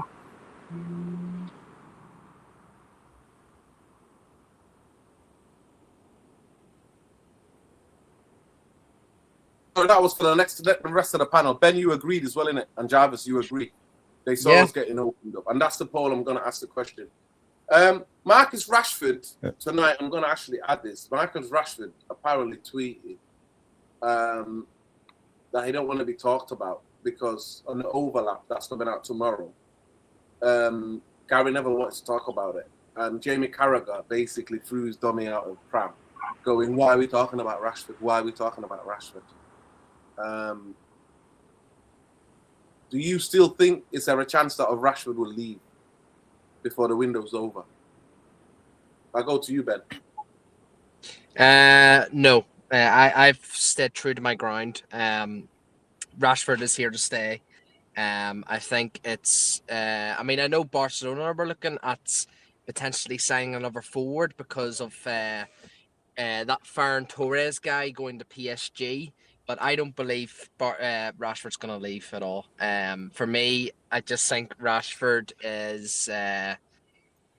I just think it's because of the wages, and I just think Ineos, they're trying to get rid of him, but I just think they probably would love to keep Rashford just because of the commercial side of things. Obviously, they can sell Rashford's kits again, and obviously just the commercial side of things. They'll make him a lot of money, so. But no, I don't think Rashford will leave, man. And to anyone that thinks that he is going to be leaving, honestly, I think again, man, because you have to understand who these vultures are, bro, and they're very incompetent people. And look, like I said, I think Rashford staying is technically another signing for Man United. That's what they are thinking, nerd, and that's what they're thinking. So, in hindsight, yes, because it adds more depth to our forwards, but. Same time, man, I just don't think we need Rashford this football club. I would rather have, I call him Lionel Lacey. That guy, Shay Lacey. He's the Messi. He's the Messi regen. I'm backing that guy to the roof, man. So look, I think Rashford just needs to stay, and I think there will be games where we need Rashford. I will say this: there will be games where we need Rashford, especially in the FA Cup games, Carabao Cup games, Champions League, if we've qualified for the round of 16, there's times where we will need Rashford. So look, I think having Rashford is to some extent it could be useful because obviously he brings that experience as well. Obviously into the dressing room too, and yeah, obviously everyone says he's good vibe in the dressing room. So look, let's see what happens, man. But everyone just needs to stop the Rashford beef, stop the Rashford racism, all this bullshit. Just say it how it is. Don't blame Rashford the reason for staying here. Blame Ineos because Ineos are the fools and they're trying to gaslight you once again. So yeah, but anyways, I'll back Rashford. I will back Rashford this season, but I think he does need to leave next season if he does stay. But it is what it is. It's just the unfortunate thing we're with right now. Obviously, it's similar to Jadon Sancho. We couldn't get rid of Jadon Sancho because of his wages. So I think this is the similarity to Marcus. So yeah, I don't know what Jarvis thinks. I don't know what the rest of the panel think, but Rashford's definitely staying in my opinion. Yeah. The question you asked, Nuruddin, is do you think the club still tries to sell Rashford or is he here to stay? So on that one, I would say I'm almost convinced that the club will do everything they can to get rid of Rashford. There are some new rules. You can't put players in the academy or train with the B team or whatever, and exclude them from the team as long as they are under contract. So the rules has changed a little bit in the last years. So we can't put him in the bomb squad again. So, us following the rules is important on this. But I do believe that we are trying to sell him if an opportunity comes along. What's his name? Deco, the CEO, I think he is, or something in Barcelona. said that there will be more transfers from their side. Ben was talking about this, and they are looking for a new striker. But again, I don't know if Rashford wants to come back, because I believe Barcelona has done him dirty by not paying his the obligation or the buyout clause after the loan. So and now they actually done Rashford a terrible thing, and he's almost forced to come back to United. But I also believe that there are an opportunity with the Turkish clubs.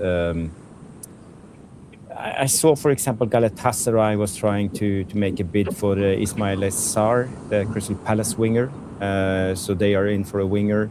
There's a lot of money in the Turkish league at the moment. I know Fenerbahce is playing the second leg of the Champions League qualifier next week against Lyon. They have been after Rashford.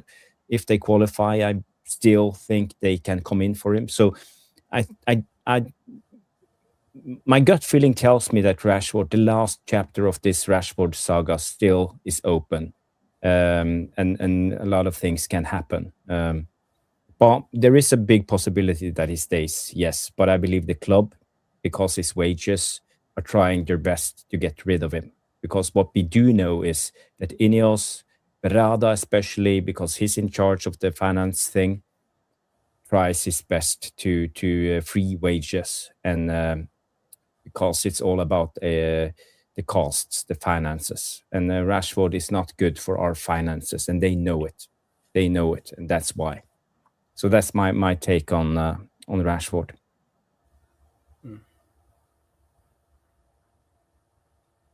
What do you think, Luani? Luani, let me just get these super chats. Big up. Oh. Glad we signed Baleba. Ben on the prowl for Wilcox. Big up. Brilliant.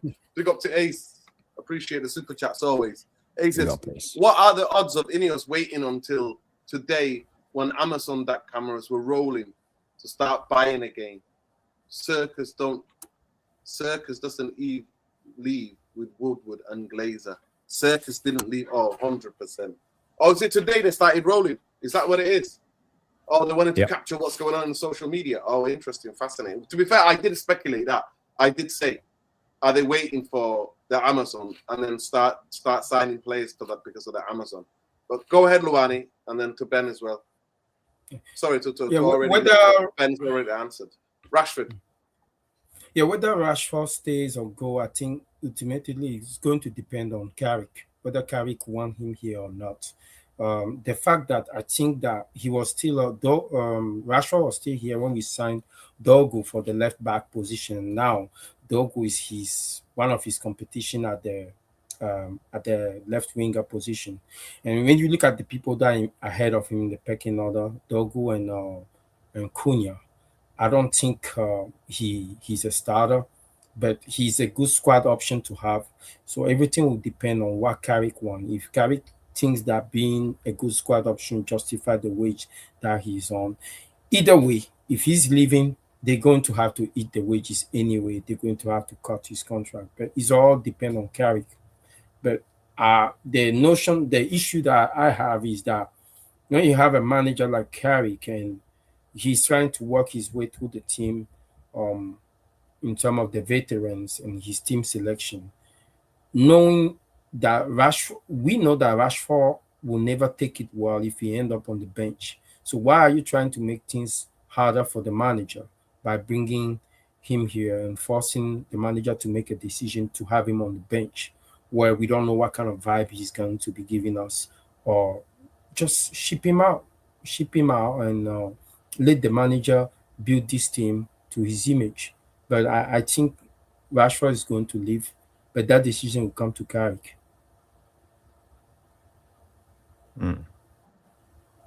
Yeah, I think you're right. Yeah, interesting. Big up to you, bro. Big up. I am of the same belief as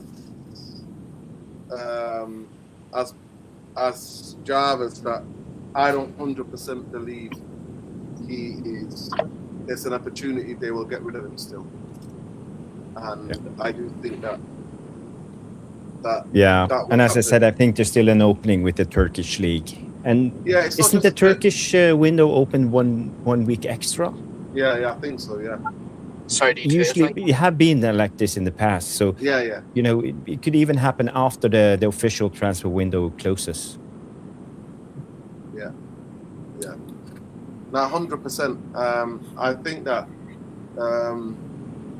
So I think Michael, he's not here. But I don't know if you saw the clip, guys, about the overlap. Should I show it? Should I show it to you guys? I don't know.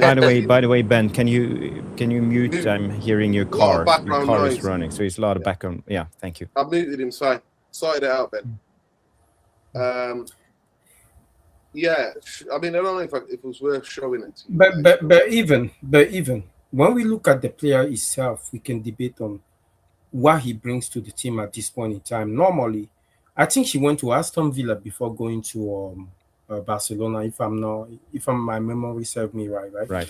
So if Unai Emery couldn't get the best out of him, and over there they assess him, they judge that he's not worth keeping, and then somebody like Hansi Flick couldn't really get the best out of him. Even that happened, he comes back. You would think that with the time spent in Barcelona and the system that he's been under, maybe his game has progressed in a certain way. He get a certain level of maturity. I don't know, but his game didn't change. He's still playing the same way. So what does he bring us, even as a squad option? I think Rashford is good for transition football. Unless we're winning a game by a high score, when we bring him in to represent a threat from behind, I don't see how he contributes to the current team.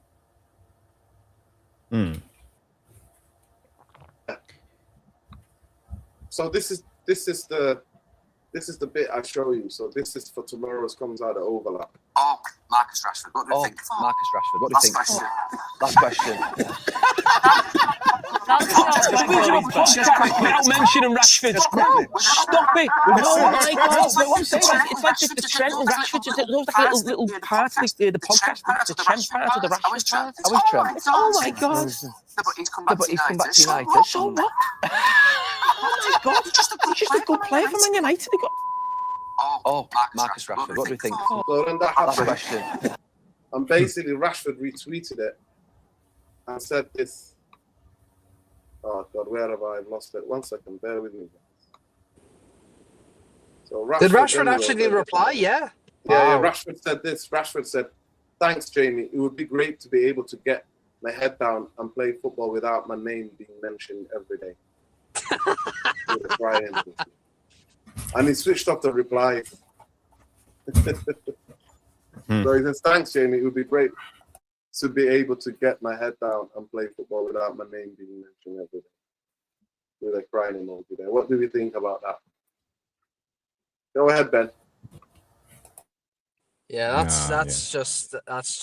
I mean, like I think Gary Neville just needs to shut the fuck up, man. But you know, I think he just talks so much shit, man. Like obviously he's trying to get ever so closer to obviously Ratcliffe and stuff with obviously the new stadium, and obviously for him to build these apartments obviously around the stadium.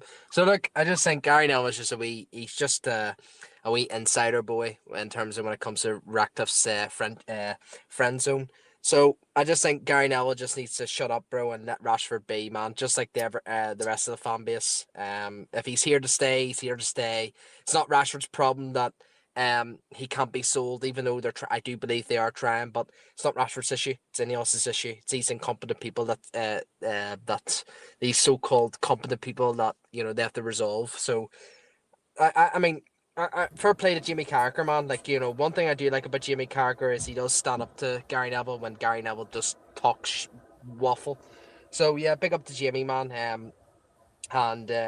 Yeah, that's all I can really say, man. But just shame on Gary Neville, bro. Shame on him, bro. It's just embarrassing, bro. The fact that all these pundits have, like, a free say to, like, even Scholesy too. Like, Scholesy needs to shut up at times, bro, because Scholesy, like, we know what Scholes did at Wembley Stadium. We saw what you did, shaking hands with Ratcliffe and shaking hands with fucking Avram Glazer, bro. Fucking show Jesus Christ, man, you're a Man United legend, bro, and you know what the biggest issue at this football club has been in the last 2 decades, and you're shaking hands with literally, arguably, one of the most vile human beings out there, bro. Fucking hell, bro. Bullshit, bro. Do you guys agree? Like, these pundits have far too much to say about our current players and like everything, bro. They just need to shut up at times. Yeah. Do you guys think Marcus Rashford responded that himself, or was it his PR department? It could be his PR department. PR. Yeah. So the thing is, are we supposed to feel sad for Rashford, or no? I mean, I don't know. Can we talk about him since he's a Man United player and earned $325 a week? I don't know where we are, because I think it's quite funny. I genuinely think quite funny. And the difference between me and you, Jarvis, I don't blame Rashford. I blame the club giving him that money. I don't blame the player, because players will take what they can get. Yeah, I have never blamed him for his salary. That's not on him. I agree. But what I'm blaming for is his inability to raise his game and give everything and be professional. I think that ship has failed. Me personally, I genuinely do think that ship has failed. Yeah, no one forced him to go to Dublin and go out and go partying and do all of this and flashes, whatever in the face of everybody while performing like a shit performances week after week, and the club struggling and millions of fans sitting there and can hardly turn on the gas because they can't afford to pay the bill. And this guy goes around sulking and moping, earning this kind of money. And try to be the victim in all of this. For me, I don't think it's right. I don't fucking care. I don't fucking speak as much as they want about Marcus Rashford. He's a public person and he gets paid a ransom for being that. He can't just reap the benefits out of being a celebrity and an idol for everybody. It's tough, but he needs to do his part of the job, and that is perform on the pitch and do his job. Start scoring goals, and people will forget. No one will attack him. That's just where I'm from. So yeah. No, that's a point of view to have, but I don't blame the players for the situation the club has been in. The owners, the football structure, set an environment, set the standards. There's been zero fucking standards at Manchester United. So I don't blame wholeheartedly our players. I don't blame them, regardless how much they're getting paid. I blame the football club because they're responsible. Football players in places are like kids. They will act up and do whatever they do because they're in a different bubble. Yeah, they're in a different bubble. True. And the way that they've been modern footballers have been kind of like to tell that they have a media team now. What the fuck do you need a media team for? Like, say something when it comes out of your mouth. Like, you know what I mean? Stand by your words. You don't need no media team, no PR team, any of those things. But I think that's just the way that is. The football clubs are and football players are. But for me, I always believe the standards are set by the football club, the owners. Start with the owners, everything comes down, you know what I mean? Or it comes from the ground up. If you have a decent coach that sets the standards. After 30 I'll be honest. Standards left. So what all fans do, Jarvis, is scapegoat players. When really, players don't buy themselves. Players don't give themselves the fucking wages. The football club does. No, but yeah, okay. Yeah. One second. Sorry, go ahead. No, I think, scapegoating, and as I said, being a Man United player is something that, when you sign that contract, no one is forcing them to sign that professional contract, and when they make that choice and becomes a public figure, they just have to be in the limelight, and it's not for everybody, It's not. If it's not for Marcus Rashford, he can step back. He can retire. He has enough money. He don't have to kick a ball for the rest of his life and live like a king. And he can just move to another country and be totally anonymous if that's what he likes. And now with Carragher, he didn't need to stick his neck out and reply with a comment. Everybody's don't look at me. Don't look at me. That like this. The irony. I understand the irony. He's highlighting what Carragher said by replying to him, and that's the interesting thing. Though. Go ahead, Luani. You're right about that, Jarvis. You're right about that. I 100% agree with what Jarvis is saying. If indeed it's him that responds, I don't understand. Carragher and Neville, they're not active footballers. Actually, they retired. They're sharing a meal and having a banter. You are still an active footballer. You control what you can control. You're still on the pitch, and why are you walking around with a thin skin and a chip on your shoulder all the time with all that money and playing the sport that you love to play? You should have been humble when you went to Barcelona. You think you overvalue yourself. You went to Barcelona, and now Hansi Flick decided that Anthony Gordon is a better fit for his team than you. Like, what's going on? Where is the humility? Forget, like, I don't understand. This is one of the reasons I don't want him here, but I don't want him back here, by the way, because he walk around and think so much that he's better than he is. Like, just humble yourself, step on the pitch, and let your game do the talking. And he's out there checking people. He's so absorbed by what people think of him. Like, now, suppose that he come back here now and we go 3 games and he's on the bench. He doesn't play. Do you think that he's going to give a good vibe in that dressing room, or he's going to go home and sit down and start reading tweets, reading what people say about him and start throwing tantrum? I don't want that around us. I hope it's not him. That's the only thing that can absolve that. Otherwise, nah, I'm 100% on with Jarvis. Fundamentally, I agree to some of the parts what you said, Luana, and some of the parts what Jarvis has said. And time, space, continuum just said here, professional footballers, you've never been in a dressing room, bro. I can't help you. You've never played football. Even at the amateur level, footballers behave like kids. Footballers get away with what they think they can get away with. And if you've never experienced that, then I can't help you. At a professional level, it's even far more worse. Unless you set the standards. The tone is set by the management and the football stuff. That's what happens. And people step out of land, then they're asked to leave. And then people who then listen, then are being able to buy in. I 100% think that, me personally, I don't think it's what Carrick needs. I think Carrick's inexperienced. I think Carrick does not need his distraction. Because like you said, Luana, if he's sitting on the bench and Manchester United are losing, all in the press conferences is why Marcus Rashford didn't get on the football pitch. And this is proper level of coaching at this level, Michael Carrick. He can stay calm all he fucking wants. If we start losing right, left, and centre, the pressure is going to fucking build up on him. Yeah. And all this calmness exterior is going to fucking disappear like that. It's going to fly away because he'll be asked proper questions. So the point, what I'm trying to say, is that he didn't need this. The blame solely lies on fucking Ineos. They are refusing to pay him out the last 2 years of his contract and say, see you later. They're refusing to do that. And that's why he's where he is. He doesn't want to be here. He doesn't want to be here. But nobody else is going to give him that money. And to be fair, I agree with footballers. A football career is very short. Very, very short. So getting premium money for your... Let me finish, Luani.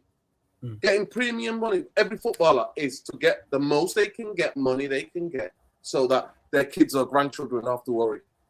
And I don't begrudge them of that. I personally don't, because the amount of billions that these corporations, these billionaires are making from football, I don't want that. I'd rather have the players, the money go to the players. But yeah, the difference where I agree with you guys is that you have to fucking perform on a football pitch. You can't be walking around sulking. You owe the fucking average fan, like you said, Jarvis, the honest living. People who get up 6 o'clock in the morning, who are going to do these crap fucking jobs, not getting paid decent, struggling to put food on the table for the kids. That is something that I agree with as a working class person. Yeah. If I had to do this job that I fucking hate and take the shit I'm getting from my manager or this type of job or my colleagues, then you could fucking run around. That I agree with. But I don't blame Marcus Rashford. I blame the football club. The reason why he's back here is because of his fucking Ineos and Glazers who gave him that fucking contract. And he won't be the first, he won't be the last. People think, At least Rashford scored 100 goals. What the fuck has Mason Mount done in the last 2.5 years with 250 grand a week at Manchester United? Everybody jumps and talks about Marcus Rashford wages. 250,000 a week for fucking Mason Mount, who can't stay fit. What are we doing here? Don't get me started. So, Yeah, he's even a bigger calamity than Rashford, you know, when you think of Exactly. it. Yeah, he hasn't even played a game. At least Rashford, he performed a couple of seasons and did well, you know, and scored a lot of goals. And, you know, Mason Mount have done nothing other than you know, taking his salary, sitting in the medical room and being in treatment. yes, big up Space Family. In your workplace, you're a working class person. Football is an entertainment business. People are allowed to get away with lots more things than, and people are pampered and treated like prima donnas that they are, a lot more than in a football environment. You have no clue, bro. I can't fucking help you. Football should be different. I agree with you. Football should not be different. But guess what? Time Spain's coming. Football is fucking different, and it's always been different. It's always been different. Players being allowed to get away with whatever they want to get away with because it's entertainment. Just like the fucking Hollywood, just like musicians, they get away with more because they've got millions of people adoring it. The ego being fucking tilted in that way. The days where footballers, like my neighbors, one of them, he tells me, I used to get on the bus with the players. Do you know in the 1960s, he would get on the bus, 1960s, he would get on the bus on the way to Old Trafford with one or two of the players. And everybody's like, hey, are you going to play today? Can you imagine the days where those things where actual footballers were getting on public transport with the fan base? Yeah. That world is they live in a totally different world. So I'm not here to excuse what they're doing. I'm here to give you the analysis of where we are and what the reality is. Go ahead, Luan. No, the reason I kind of agree with time and space continuum is that for us it's an entertainment. For them it's still a job, right? Sometimes when you are at the job, the value of what your job can tolerate depends on what you bring as a value to that job. Rashford is not too good for us to be behaving the way he's behaving. Look, I've seen Casemiro get benched by Amorim and being an exemplary professional, not through a single force.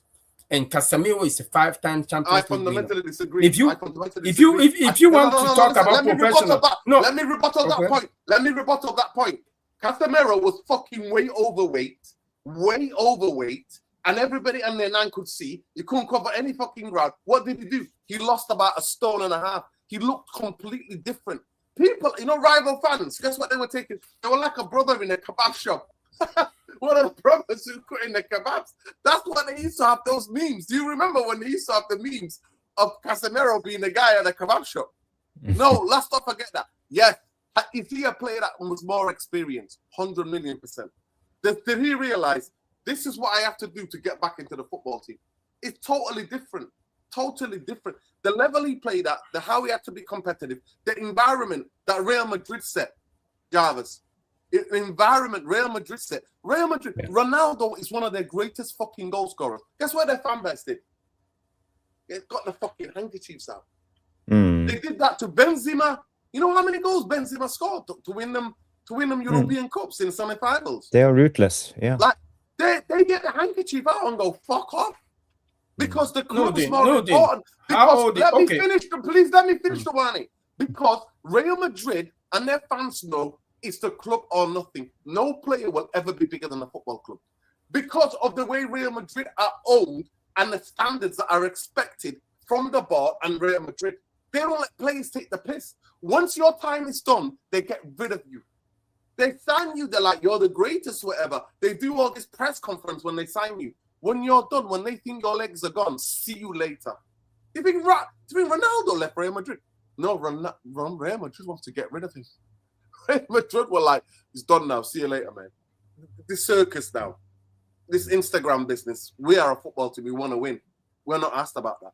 When you were banging in the goals and you had the legs and you could do that, you would do. But even the handkerchiefs came out. So what I'm saying, we used to do that on the Fergie. Of course, we You- did with Giggs. Yeah, I listen. I Giggs, was on the Beckham, stands yep, when Stam, Giggs- Roy yeah, Keane, Giggs- all of them. But yeah, bye-bye. Giggs You're used not to good get it. enough. Yeah, Giggs used to It's get no it. sentiment. Yeah, Giggs used to get it. But Jarvis, at that time, what did Fergie develop? He developed a standard, a bare standard, right? So I'm sorry, Luwani, the club in the last 13 years had zero standards. That's why he had me to call out people like Wan-Bissaka. I'm seeing him at 11 o'clock, 12 o'clock outside a fucking burger joint. While Man City are doing tests in the morning when they get in to see the urine sample, to see how they are that day, the type of workload they can do, how they train that day. And this is how far behind we were. And we still are, run by clowns. So, to me, I'm stating the environment is important. If you have an environment where people are taking the piss themselves, and we're signing players like we did with Glazers and Woodward, where it was, we didn't sign Paul Pogba because we wanted to Paul Pogba the player. We signed him, why? Because he was a what? Adidas ambassador. That's what was happening. Nicky Butt, go and watch the Skulls and Nicky Butt podcast. Guess what Nicky Butt said? You know, everybody's hard on Pogba. But you know what? I was at the club when Pogba came in. That lad, every week, he was more in the studio shooting fucking adverts than he was in the training ground on the fucking football pit, in the training ground where football mattered. The other day, there's another kid going around with Gary Neville and Wayne Rooney talking about Gary Neville saying, look, I said, no, we should be getting paid if we do any advertising work, and we should not be doing it. It should be about the football club. Even when Fergie was there, the bankers, the people were like, nah, this is football now. They need to do more of these commercials. They need to do all this. Do you remember? How jokes used to be? We were advertising fucking taps. Do you know what a tap is? A tap. I swear to God, we were advertising a tap. If you Google now, Manchester United sponsoring a tap, we were advertising a tap.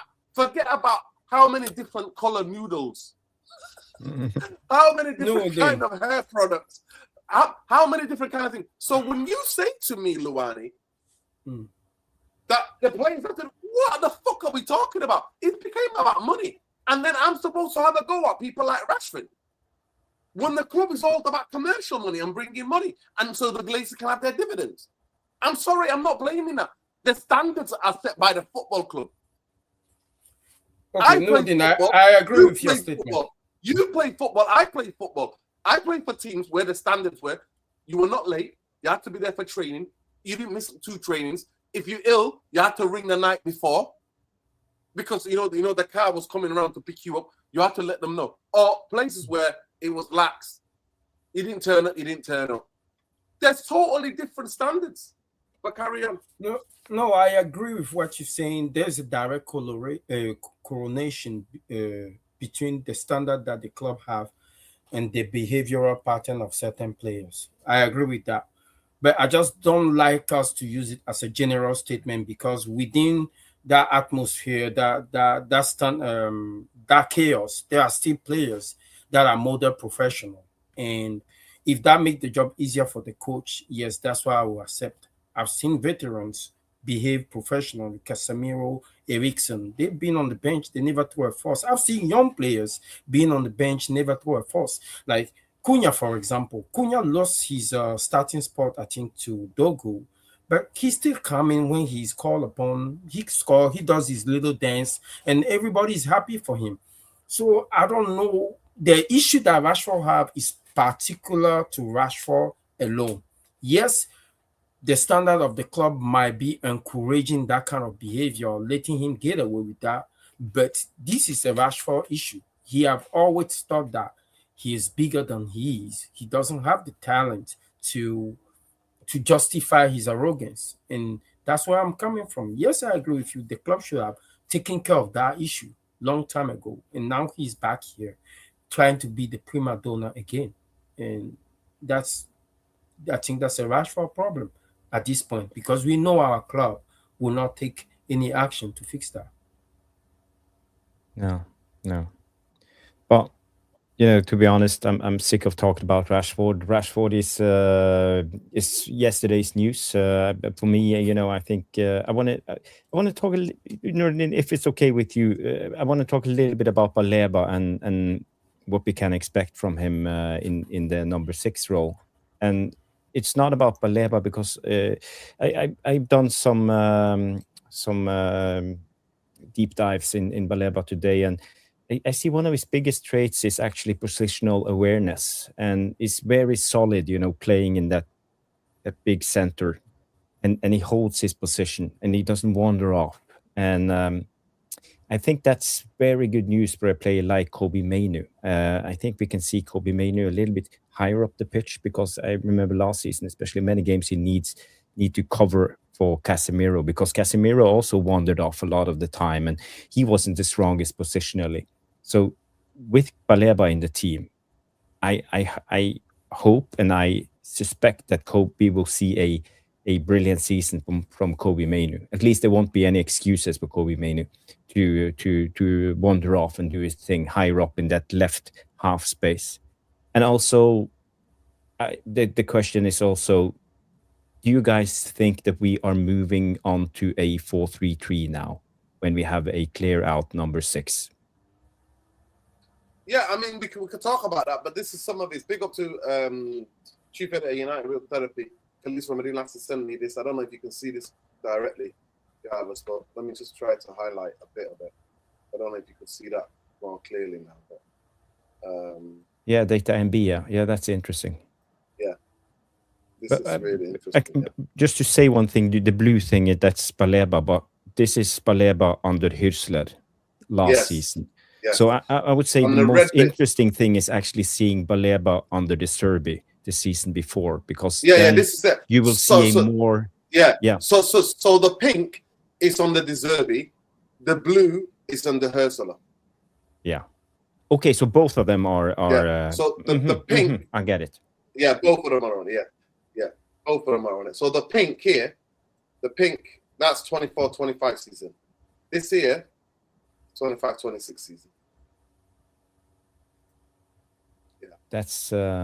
That's interesting, and you know, means that he has more up his locker. The things I've been doing now and looking at his stats is mainly under the De Zerbi season, and what he could do, comparing him to Declan Rice, who is ranked as the highest, the best midfielder in the Premier League.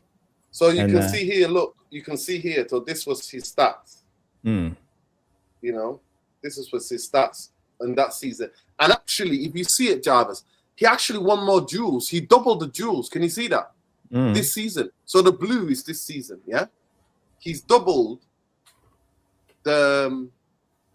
Yeah, but basically, I think it's because Hirsler he plays... He plays with 5 defenders and 5 attackers. So he vacates the midfield in a way. So he plays over it. A lot more direct than De Zerbi, you know, he likes De Zerbi was more passing through the middle and then going as passing a team and baiting and then move. Yeah. And then overloads, the overloads being created. So it's different managers get the best out of certain players. There's certain things, look, he doubled here. Progressive carries. He was making 80. He wasn't asked to carry the ball. Like you said, Ursula wants to knock the ball forward. 25-26 season here.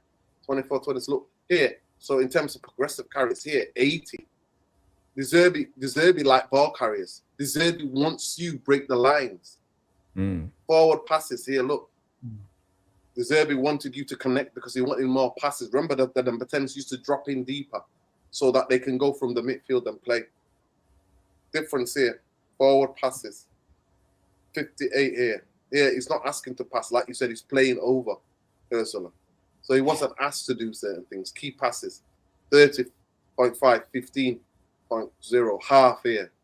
When it comes to passes, Baleba in the De Zerbi season, the last big season he had, he was ranked 16th out of the midfielders in Premier League, and Declan Rice was ranked 20th. So he had actually a higher passing grade than Declan Rice that season under De Zerbi. So you know, as I said, I don't think the problem is his passing per se. I think he can do it.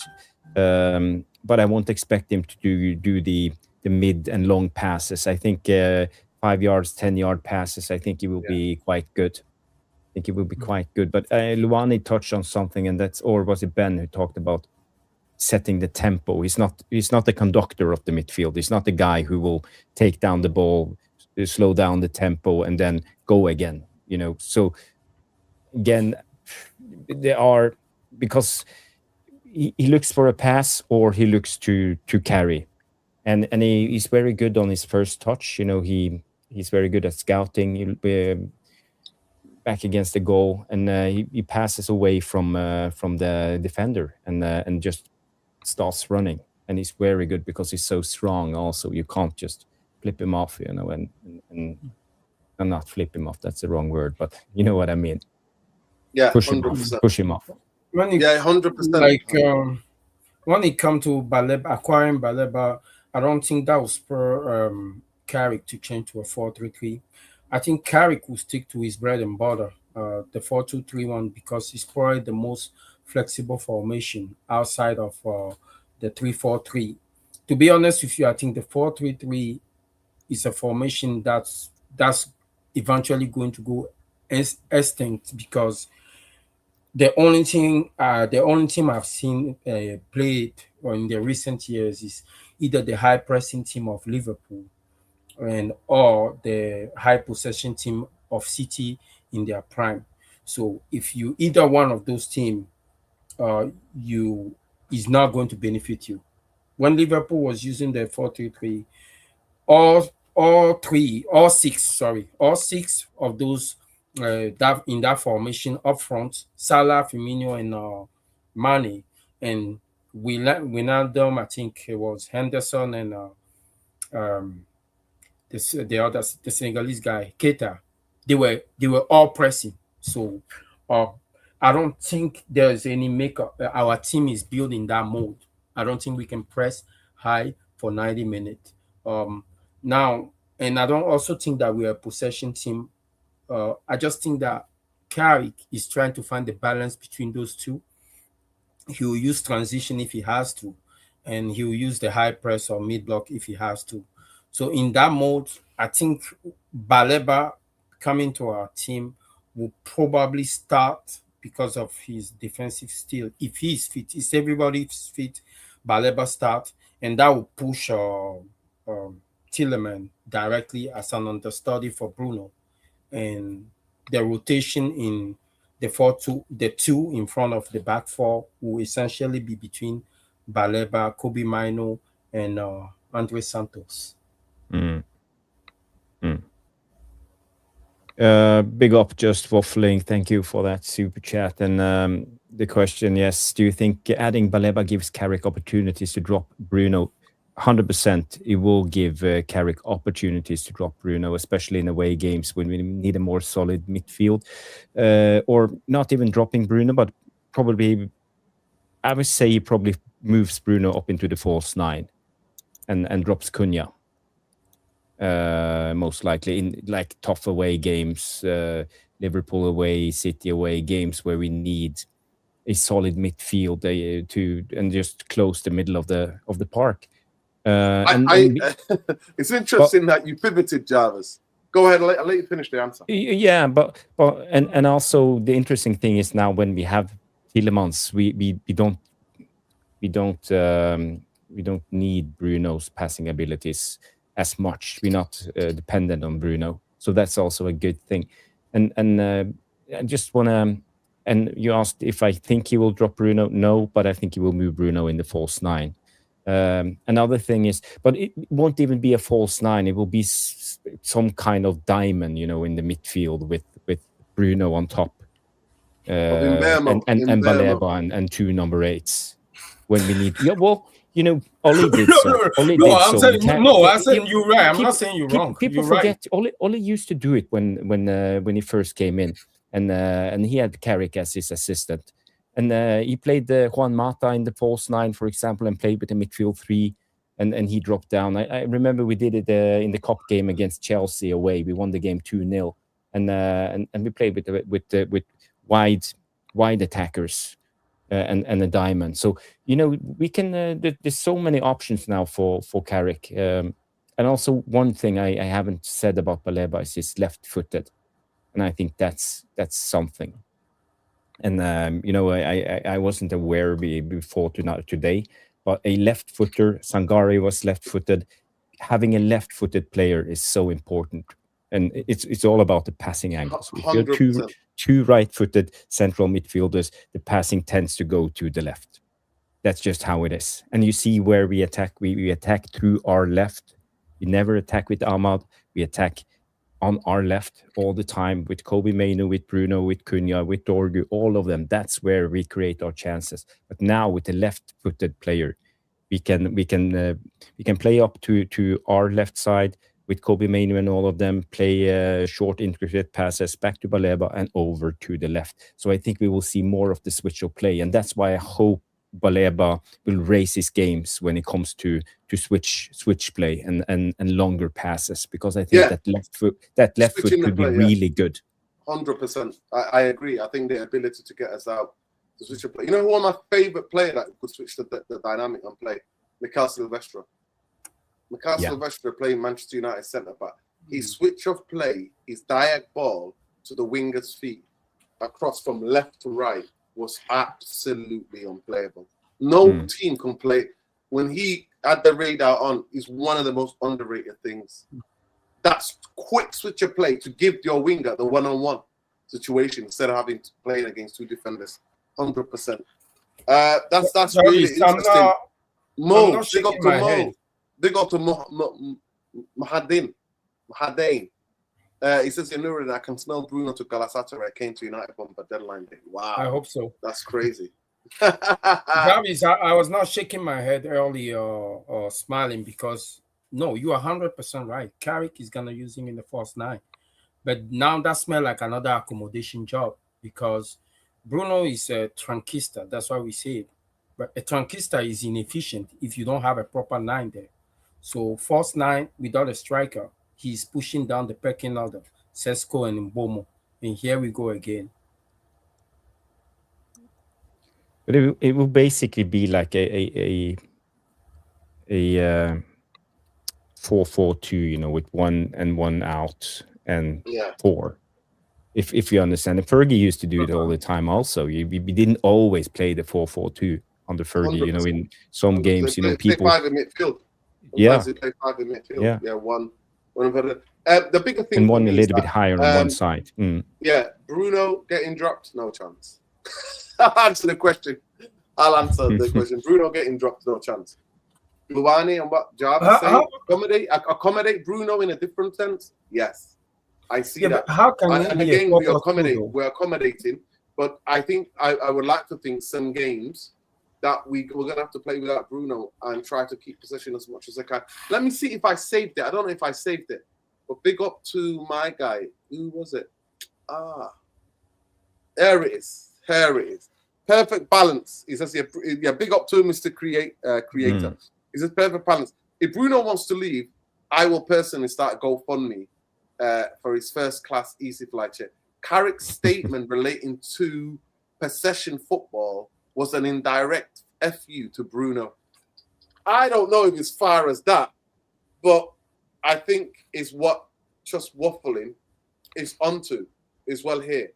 I would have to see it to believe it. I genuinely would be gobsmacked if I see Bruno Fernandes for some games next season on the bench. I would be gobsmacked. I would come back here and be like, that's what I would be like.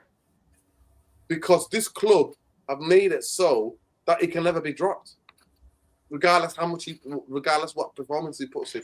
Remember Sylvester Diallo passes to Rooney at the Emirates when Rooney took a touch, smashed it again. Yeah, of course, bro. Come on now. Like I said to you, that at Old Trafford, me watching games at Old Trafford, Sylvester, soon as 30 yards, 40 yards from our goal, bam, hit the diag. And Scholes used to do that as well. Scholes will get the ball from the two centre-backs, turn, bim, bam, the ball's out there. The ball is out there. And that, we missed that. We missed getting the ball forward quickly. A player's having to, and I think that's what Jarvis was breaking down, what he was talking about Baleba. Baleba has to learn that sometimes to get that ball switched quickly, so then before the defense gets set. Because if you keep holding on to the ball, That's why I'm not a big fan of tiki-taka. Everybody says to me, I'm not a big fan of tiki-taka. No. I'm more about, can we get the ball forward? The most effective, you talk about Manchester United way, Manchester United DNA is getting the ball to the attackers quick as we can. Yeah. And still, the majority of goals is scored on transition. So that's just to take the other team off balance. That's the thing.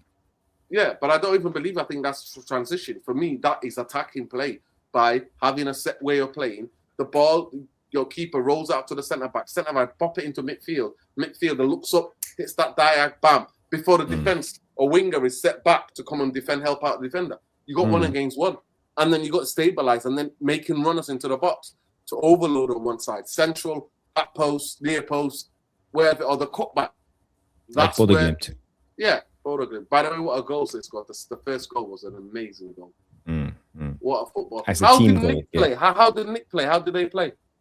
Yeah, they played really well until the 85th minute, and then Neck scored. So the game ended 3-1, and they had one also in the post. So it could have been 2-3. But I'm happy, for Bodø Glimt coming home to Aspmyra Stadium on the AstroTurf again, and I think we will see them again for the second time in a row in the Champions League. And that's huge for a Norwegian club. We even have 2 clubs this season who are in a good position to qualify for the Champions League. So it's and my second team in the North, Tromsø, are playing against Brighton in the Conference League qualifier. Yeah.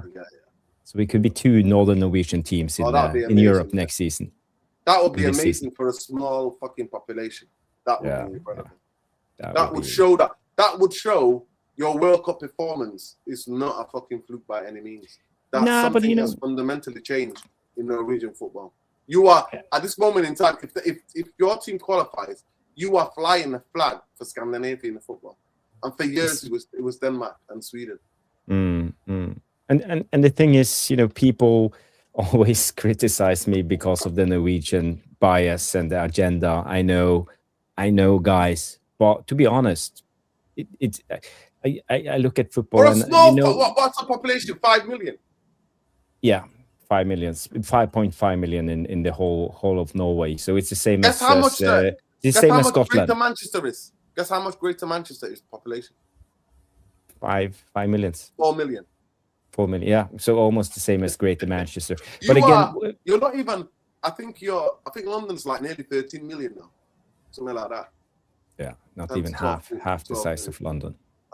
But my point is, what we're seeing now is a renaissance of the Norwegian football and the footballer. Back in the 90s, we had at least 20 players in the Premier League playing for all the big clubs. A lot of Norwegian players in Manchester United, players in Liverpool, players in Chelsea, Tori Andre Flo. We had all of these players in Liverpool. I don't know if you remember Leonardsen and Bjørneby and John Arne Riise, all of them. So, there were a generation of good players, and now we have it again. And that's why I'm talking about these players, because I know them. I know that Norway are building something, something good. And I've been talking about this for a couple of years now, and now you see the result, with Bodø Glimt, with the Norwegian national team in the World Cup. Now even other teams, are competing in Europe. So, and we have, aces too, with Haaland and Odegaard and Berge and all of them. So yeah, that's just how I see it. I think it's that's why I'm talking about these Norwegian players, because there is a golden generation coming up now. 100%. Yeah. The statement that the other guy made, he said that Carrick could be saying F you to Bruno in terms of talking about possession football. I don't know what to think about that, because it's easier. Some decisions are easier made when you are interim than when you are permanent manager. When Carrick first came, I think when he came as an interim, I remember he was the first one to bench Bruno. If you look at football in a certain way, and there is a player in the midst of the team that we build the team around that does not play that way, the way you see football, just you can bench him. Because right now, regardless of who Bruno is for the team, regardless of what he represents, he stocks. Carey's career is on the line. This is the biggest job he ever had, actually. So everything hinges on what Bruno does. If he believes Bruno is not the right person to be there, Bruno cannot be starting against Hull FC. But if I see Bruno start, that means that Carrick has given up on his principle.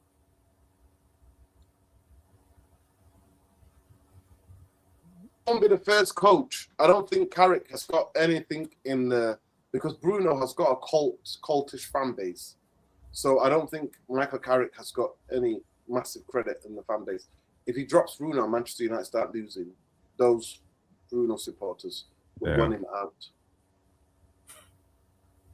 Yeah, but it's a risk Carrick needs to take if he means we are better without Bruno. And if he's not willing to do it, I think he's a coward.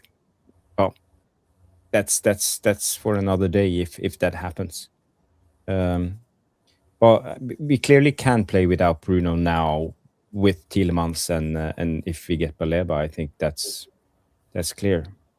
Yeah. We have other options, so it's not like when 2 years ago, with this terrible squads we have had. We have done that. We signed three attackers last season, 3 midfielders this season. Probably going to do an overhaul on the defense next season, and hopefully we will get a left back before the end of the season. And by the way, who do you think we will sign as a left back? We saw we were linked to this Raum, the German guy, and we have. But isn't he more of a wing back? No, he plays. He's predominantly left back. I think he plays. I'm not sure if Leipzig plays with the back three. We were also linked with the Belgian kid. Yeah. I've not watched them. I don't know. I've not watched them. His stats looks good and his compilations looks good, but I never seen him play. Well, if we get to choose, let's say who's the better crosser, Jarvis? Who's the better crosser? The Belgian kid or the German kid? I think Raum is the better crosser. I think he had 7 or 8 assists in the Bundesliga last season. And he knows Sesko. They used to play together. So he knows Sesko's movement. And I think that's a good thing to know.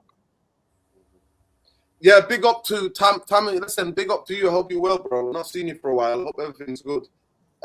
He's dropped him, but being a couple of games interim is totally different than to being a full-time manager and dropping the cult hero, the assist maker. It's totally different, bro. It is totally different.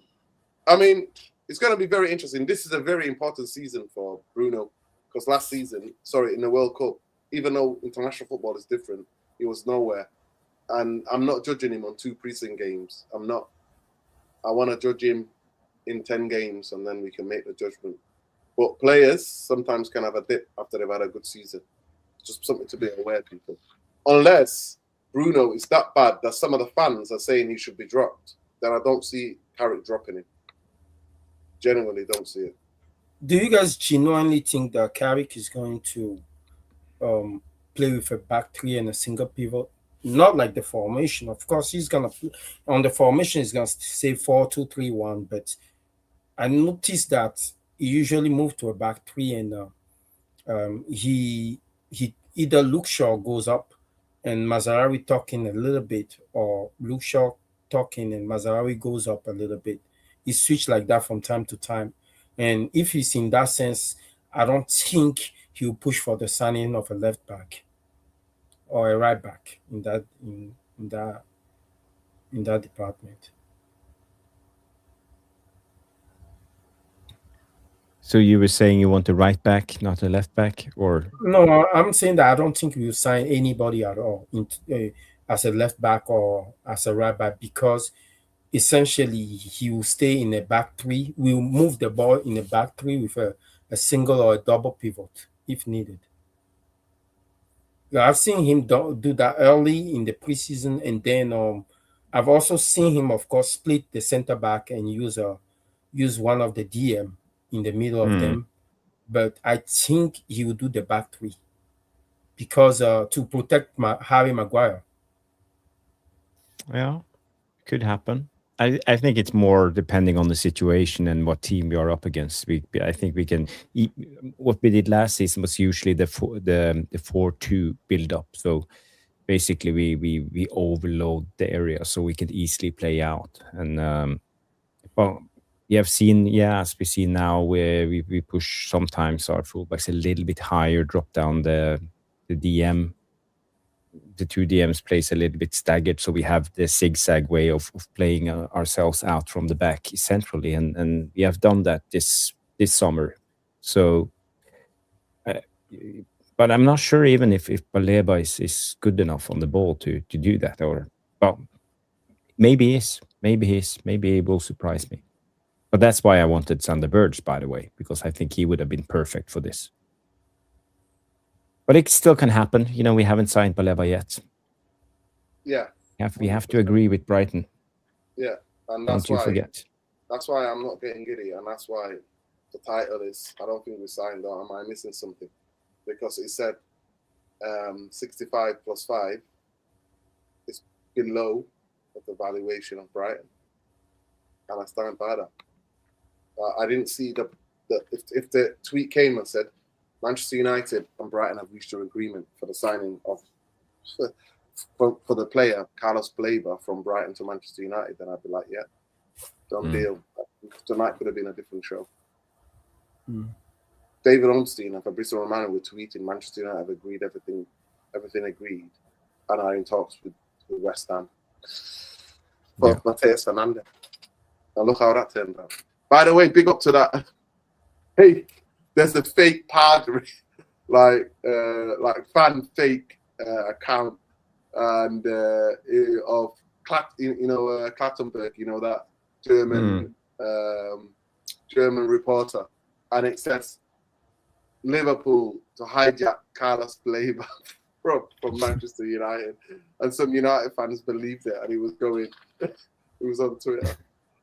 Honestly, some of these fake accounts are so realistic. But that guy is right. Baleba is not fully operational. Yeah, he's got knee ligament damage. Ankle ligament damage. It's going to be out for 3 weeks. So if United did sign him tomorrow, he'd be back maybe for the Fulham game. When is the first international break? So there will be November. 3 games? I think November is a long November is a long international break. Yeah. So he will most likely not start until after the first international break then. Yeah. Big up to Mohol. He asked a question before about Nathan Collins. He's the 26, 20, is it 25? I don't know how old he is, Nathan Collins, but he's a football player for and the captain of Ireland. And he was born in 2001. What does that make him? 27, isn't it? Yeah, it makes him 27. Yeah. Professional footballer. He's the captain of Brentford, and they're asking him, "What do I think of Nathan Collins as a centre back?" He's the captain of Republic of Ireland and the captain of Brentford. What do you guys think of him? I think he's really good in the air, and he scores goals. I do like him. Do I think that Manchester United could go against somebody better? 100%. I want somebody who's got pace and power to get back. I've not checked his pace out. I don't know if he can play a high line. So there are the things to check. But I'll keep an eye on him though. Big up to you, bro. I'll keep an eye on him, I promise you. And I will talk to him next time. I'll watch him. Somebody's out there saying Bruno ran through brick wall. There's a comment that I was reading. Oh, it was properly from. It was. There we go. Yeah, Bruno runs through brick wall. His head's on the swivel, always scanning, always demanding more. He's constantly fighting. Honestly, a manager sees that level of drive and say, leave him on the bench. Nah, Bruno doesn't run through brick wall. He runs everywhere. His head is not on the swivel. His head is constantly doing a 360. Okay, Don't get He's Luan always, started, of man. course, he's always demanding more. He's always demanding more. He's always fighting, demanding more. But guess what that brings us? Watch the games. I mean, okay, I'm gonna calm down today. No, I'm not going up. Sorry. Sorry. Yeah, that's me. Sorry, guys. So I didn't turn on my ELD in the truck. It says I'm still driving. Wow. Yeah. I think that was a text message from Bruno himself. Bruno's got your number from somebody, man. That's Bruno. Bruno's talking to you. Big up to you, man. Listen, we're gonna call it a night here, people. Yeah. It's been a fantastic show. Big up to everybody. We're 3 likes away from 250. I think that's probably the highest likes we've had in the last couple of months, maybe half a year of likes on a video that when we've been live. So big up to everybody. And big up to everybody on the debate as well. Smoke alarm. Now that was Bruno texting him. Bruno saying, yo, Luana, chill. Chill, Luana, chill. Listen, I wish Bruno was more of a team player. On the Amarim, he showed me he's not a captain. That's my 2 pence. When he blamed the goal that it was his fault, blamed it on Euro. I will never forget that in the derby. I will never forget that moment, him screaming and shouting at Euro when it Foden ran off him. You know, so I remember captain, that one. Yeah. You remember that one, Jarvis? Yeah. So for me, it is what it is. Assists. Yeah. I mean, Yeah, you know what's funny? You know what's funny in all of that, right? When I heard a lot of people talking about Bruno, and then when you see rival fans will always tell you, hey, he's your most important player. Hey, but when you tell them to come and take him, they'll be like, no, thanks. You think that Arsenal want to replace Odegaard with Bruno? Do you think that Liverpool want to replace their players with Bruno or anybody? Even Pep was throwing in us at the point. And it hurt me when I see like people like Thierry Henry talking, saying, hey, analyzing Bruno's game, saying he thinks the game before he plays it and all that nonsense. It's almost like a cult. I know Thierry is a legend, but come on, Thierry, you play with Bergkamp, you play with Pires. Like a number 10 by default has to be able to play in traffic. And yesterday we were kind of comparing him to Musiala. Come on, as much as Musiala is a ball hugger, Musiala is an exceptional dribbler. And Musiala plays. And by the way, we wish him a speedy recovery, by the way. Because he collapsed twice, didn't he? He did. So, yeah. He collapsed. He fainted. Yeah. I haven't read anything about this today, so I'm not sure even if he has recovered. Yeah, well, we wish him good health. He's a fantastic young player, and he's got a fantastic future ahead of him, but the health is more important than anything else in football. 100%. Yeah, please don't be, if something's wrong with your heart or you got a serious condition, don't be like fucking Ericsson. Don't be like Ericsson. Fucking hell, Don't have kids, man. Don't get married. You're taking the fucking piss. Doctors telling you don't to play and you're playing. Let's hope that Manchester United do sign Baleba. But big up to everybody. It's been a fantastic show. We've been live for 2 hours and 38 minutes. Remember, people, tomorrow night at 9 o'clock, Jarvis and Stu will be live at 9 o'clock. Make sure you check out the show.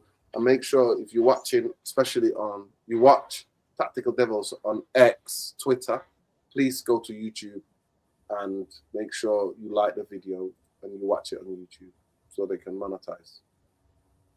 I just put up the video for tomorrow, so it's up there for people if you wanna. Yeah, I'll go and give it an early like. So it's always helpful, you know, with the algorithms today. It's you never know when it comes to YouTube. It's so difficult. Staying on top of it, all of it. They make changes all the time. Yep, they're doing that a lot. They're doing that a lot. Tactical Devils. There we go. I can show them personally. So this is the. Yeah, I can just this show is them. This is the link for tomorrow's show. So if you can do me a favor, just go on that one and press the Yeah, I've Press the already given it a like. I've already give it a like. So if people go there and just do this, I've already done it. Give it a like early. The more likes, the better. Are you coming on, Nuruddin? Do you know? Are you free yet? Hopefully the last hour. Hopefully I'll be back. I should be back at 10. Hopefully I'll be back at 10. I know Cass will be on and Stu will be on, and we will do the preview for the whole game, and obviously talk a little bit about Baleba and the latest transfers. So I think it will be a good show. But basically, it will also be a kind of a nerdy show, a little bit more deeper tactics on the game, the starting 11 against Hull, who will start, who will play, what will be the tactics, and also a little breakdown of Hull. So if you don't know anything about them, you will probably know more after tomorrow's show. Okay. Yeah, definitely. Definitely, people. Yeah. Check it out. Check it out. Tactical Devils. Check it out. Tomorrow night, 20th of August. Yeah, 9 if you can go, just leave a like and leave a comment about that. You know, YouTube loves stuff like that. Yeah, big up.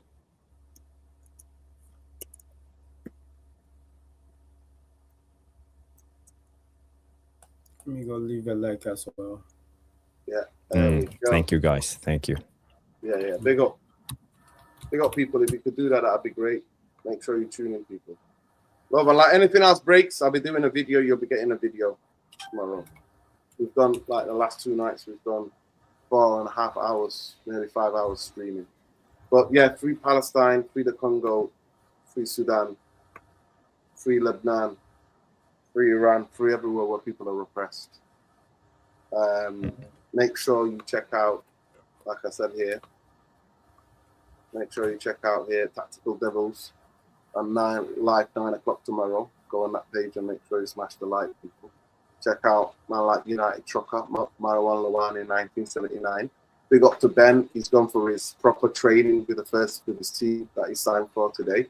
So make sure you check him out on there. And it's Elmore39 on X and Elmore20 on TikTok and Twitch. And make sure you check out Marwan Lawani on X. Marwan Lawani, 1979 on X. Make sure you check him out. You don't start tweeting about Manchester United, man. It's not personal, guys. It's not personal. Yeah, but you need to start tweeting about some of your analysis. People want to hear that. Everybody in the comments, people tell me, "Oh, Luani's, I love what he's saying. I love his analysis. You should just do 5 minutes. I'm just emotional.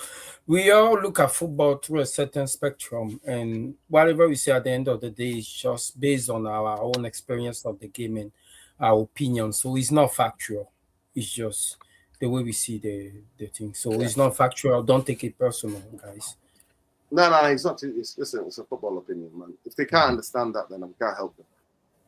But yeah, Luana, no, people are talking about your analysis on football takes and how you see football. They're not talking about you talking about Bruno. They're talking about literally your breakdown of the game and the tactics and the player profiles and how Manchester United to set up. That's what they're talking about. Well, you know, I'm happy they can relate. One thing, I'm not gonna sit down here and say I'm a tactical like. Yeah, no. I'm not gonna say no. That's too much.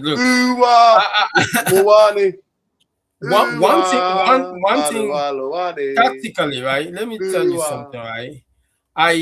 I took like a 10 years away from football, that I didn't watch a single football game, right? When I got here between 2004 and 2014, when I had my kids, I didn't watch football for 10 years. And then when I came back, football changed drastically, you know. So one thing I can do, let the people know what position you played. I played as a left back when I was growing up, and then when I came here in college, I played as a left winger, and then I moved to a number 6. That was when left-footed. You left-footed, Luani? Yeah, left-footed. Wow, impressive. You know, do you know why I don't like Bruno so much? Because he reminds me of myself. Because I can play in a hole, and I do the things, just try to pass the ball quickly, not being able to keep the ball in traffic, put your your body between the player and the ball. It's a science in itself. And he reminds me so much of the way I think about the game. And that's why I clock him. I said, you know what, if I have to pay money to watch you on TV, you better do better than what I can do when I'm on the pitch. So yeah, definitely. Listen, people, check out Jarvis there, Tactical Devils there. Tomorrow 9 o'clock. The more comments, the more likes on the video, the more people saying waiting, the better. Please hit the notification as well when you get there. Yeah, 7 Big likes up. already, guys. Thank you. Yeah, big up everybody, and please subscribe to the channel as well if you're already going over there. Subscribe. Big up, love, like. big up. Good night, guys. Big up. Free Palestine, Lebanon, Congo, Sudan, Yemen, Syria, Iran, Iraq. All the people, the places are getting bombed. Free fucking Somaliland from fucking Zios as well. Fuck the Zios. Fuck the military machine. Fuck the industrial complex. Fuck F the policing, man. And by the way, big up to 7 of the Filton 25 who big up the jury who refused to convict young activists who were trying to stop a genocide. Peace, love, light. We're out. Take care. Good night, people. Good night.